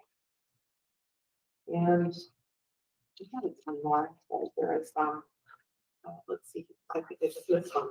Sorry, guys. Yeah. Curriculum and professional training on Asian Americans and Pacific Islanders. This is about developing a curriculum on Asian Americans and Pacific Islanders. Is that what you say about this? Yeah, I wouldn't go in favor of it. Okay. I mean, I think that once you start getting into that, it's a never-ending sort of like, we have to have, you know, courses for every group that self-identifies. I mean, of course, Asians and Pacific Islanders have an identity, but I don't really think that we can do it all. I mean, you know, and I know there's a Native American requirement, It's hard to, it's really hard to do cultural education in a system that really has its hands full doing general education. Okay, are there any things that anyone would like to add, Howard? Yeah, I mean, just going with some of the, I heard Stacy's rationale, Carrie's rationale. I think I'd like to echo that, some of these are getting off into the other sectors. And I think if we, one of the things, there's a saying, being an expert of none. I don't know the saying, but I think everybody knows what I'm getting at there. Jack of all trades. Yeah, you can be an expert on nothing, or you can be an expert on something, but know how to do all these other things. We have issues with kids being experts on the very basics, sticking to the basics on things and putting those, money's a finite resource, putting that resource into those basics is going to be the best foundation that we can offer. I don't feel that expanding it on onto many, many different things is going to fit in our resource. And it's also going to have a maybe not as great of a product. It still probably would be a great product, but I think that it wouldn't be as great of a product as it could be, It's like teaching Lithuanian, I mean, how many people are gonna do it? It'd be great if you could learn it, but, But don't get me wrong, I mean, I'm all in favor of, the non-melting pot. I'm all in favor of diversity, and I really don't like the idea that there's anti-Asian hate here that results in people beat up, but I don't think the solution to that is to create another academic place. Right, I think this would make things more of a requirement. This way, if we want to teach those things, it's up to our individual district teachers, correct? As long as they're following the guidelines of the DPI. So great. So then the next one would be, if you read this, I am a bit confused about this one myself. It's resolution 22-8. It's WASB's national presence or being part of the National Association membership. Somebody's really got it in for the NSBA. For the I mean, it just seems like, wow, what is the reason for the changing the semantics of this, right? What's this? Because they told parents that they were terrorists. That's why. Oh, they did? Yes, and Wisconsin School Board, good for them, stood up association and said, we're not gonna partner with a national organization that makes those kind of statements. I didn't know that then. Yeah, so I mean, again, now what they've done is they're watering down the language because there isn't a national association, but there will be at some point. And Wisconsin has already said they'll look and they'll decide whether or not they want to partner with the National Association again. But that's why. Yeah, basically the resolution is saying it gives them the ability to decide whether or not they want to be part of an NSBA rather than that they have to be. Depending on what's on it. So I think that's a reasonable, if it's part of their organization, let them run their organization how they deem fit. I am glad that Wisconsin said, sorry, that's not how we think and feel here in Wisconsin. And Anybody else have something to add to that? It's in the news. It's a pretty big story. Yeah. Keep her moving. Keep her moving, Brian. Another page flip. The next one is resolution 2209, impact aid.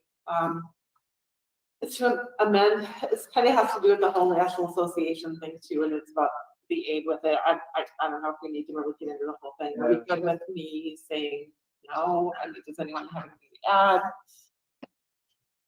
It's not really kind of following along with the other. It's fairly technical, isn't it? Yeah, it is. Yeah. So then the next one is though on Elementary and Secondary Education Act. So again, it has to do with the National School Board Association. That was part of their terminology in that. Yeah, right. Yeah, so it's amending it by taking out those words, and we're good with that, correct? Okay. Moving on. I should say. And that's it. I wasn't too bad. So here you go. Okay, thank you. I'll try to be a little shorter on this next resolution here, so. Thanks, no, thank you. You needed to know that. I know that the last time you went there, you had to vote and we hadn't given you any input, so. Appreciate it. All right, then we have the resolution regarding the polling places. If you've all had a chance to look at that. Any questions on that? I understand the impact financially. I struggle with the accessibility for folks eligible to vote in Two Rivers having to transportation to Manitowoc. We only have a few people that it affects. How close, I mean,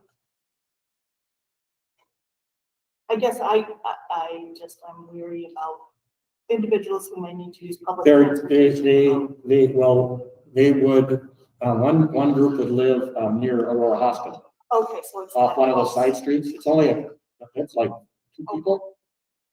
4. Okay, thank you for that. Yeah, it is, that doesn't affect a lot of people having to travel, and it's not that far away, the Reed Avenue Church. Okay. We're not giving them a hardship.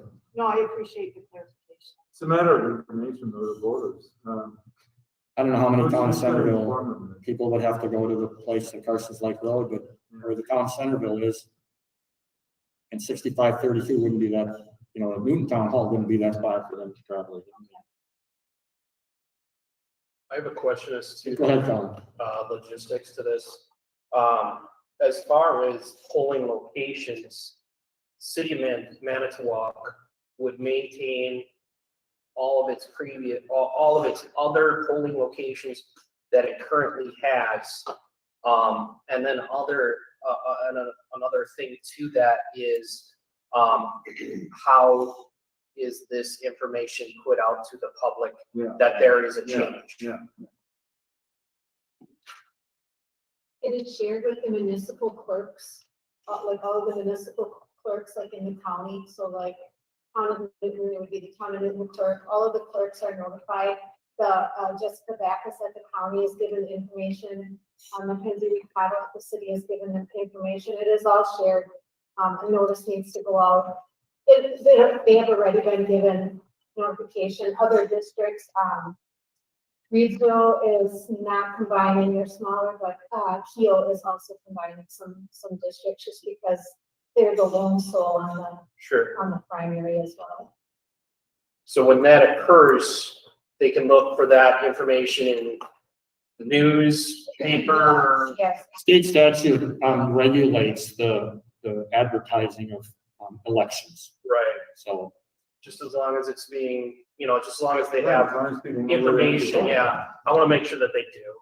That's the only thing that, I'd hate for somebody to not be aware of the change. That's all. it's always possible that somebody doesn't go to where they need to go to get the information, right? Oh, it totally is, but. Yeah, and so much more is being done through the internet as opposed to directly as we used to do, So yeah, I mean, you want everybody to at least be informed. Yeah, absolutely. But that's governed by state statute and it's up to the clerks to send that information out. So they determine how they send it out, where it goes out to. So. And then the other question to that was, we have all the same polling locations in the city of Manitowoc still, correct? Look at Lori, I don't know. Yeah, You don't that's set that's a those? city. Yeah, we don't determine that. That doesn't change. City, yeah, I don't. I mean, there'll be 10 of them. We don't determine where they are. I don't believe it changed since. Yeah, I don't know. The last election, but. Okay, I just want to make sure there's no combining of 8 and 9 and that normally doesn't occur or some weirdness like that. Contact the city clerk on that. Great. Really, it's not something I could tell you for certain. That would be the place to find that out. But again, it's governed by state statute, so people have to be made aware. Absolutely. And there has to be accessibility. Okay. Any other questions on the resolution here? We need a motion and a second. Motion. Second. Any other discussion? Hearing none, all in favor say aye. Aye. Opposed? Okay, then we'll move on. Let's see, that's it. Future meeting dates, do we have anything for building and grounds coming up? Unless our building is sold, right? There you go. Possibly. Middle of February, Mark, is that the The goal is the projection? 15th, yeah. Is that right, 15th, 14th, yeah? Curriculum, We'll be having an upcoming meeting next week. finance, Angela? Who's that, Kathy? Scheduled for February. Okay, and personnel, Carrie. Probably Thursday at 8 o'clock. Yeah, you got a bunch of stuff that we added here, didn't we? Oh, yeah. There you go. Okay. Oh, yeah, you know, said Thursday next week.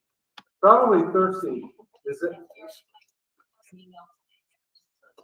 I think we. Okay. Well, that's okay. You're gonna have a meeting. It'll be Oh, my determined. God, We'll set it. It'll be properly noticed. Okay. Well, you'll do that. It'll be properly noticed. And our next scheduled board meeting will be January 25th at noon. Is that correct? At the board office? All right. Anything else? Anybody want to bring up, Colin? As far as, I know you had said, and you communicated that to me, the behavioral issues committee that you were looking to put forward. Yeah. Do you have any general idea of anything to expand on that as to when it would maybe be meeting or anything like that? I'd like to do it before our next meeting. If I can get the individuals that I have in mind, if they're interested and willing, I'd like to. I hope I could do that. It's a little easier because we do it virtually and we've been doing it like that all in the evenings. It makes it easier to schedule, so. Right. I haven't set it up yet, so. What if you have a name of it? Ad hoc, student behavior committee, how's that sound? Yeah, how's that sound? Okay, sound good? Would you like to be on it? Yes. All right, you've just been nominated and accepted. What about in the last meeting? I'll be on it just like I am with that other one. I'll just facilitate it for you. I don't want to be in control of it. And then in the last meeting, we discussed possibly, student performance ad hoc. Yeah, it's best to leave those committees to one issue rather than multiple issues because they're short term. So I would leave that. Now, student behavior probably affects student performance, right? So maybe that can play a role in it. Maybe that can be part of the discussion, but not by itself. Maybe a stepping stone to see. Let's see how it goes. Yeah. Let's see how it goes. So, yeah, typically those types of committees are single issue. And when the issue is resolved or whatever you do with it, then you're done with it. You're not standing committees. So, anything else? Stacy? I probably got a copy. Is this a new one or? Update. Okay, thank you. Otherwise, I'd entertain a motion to adjourn. Motion. Second? Meeting next. January 25th. Oh, did you say that on? Second. Second, all in favor, say aye. Aye. Opposed, we are adjourned. Thank you. All you.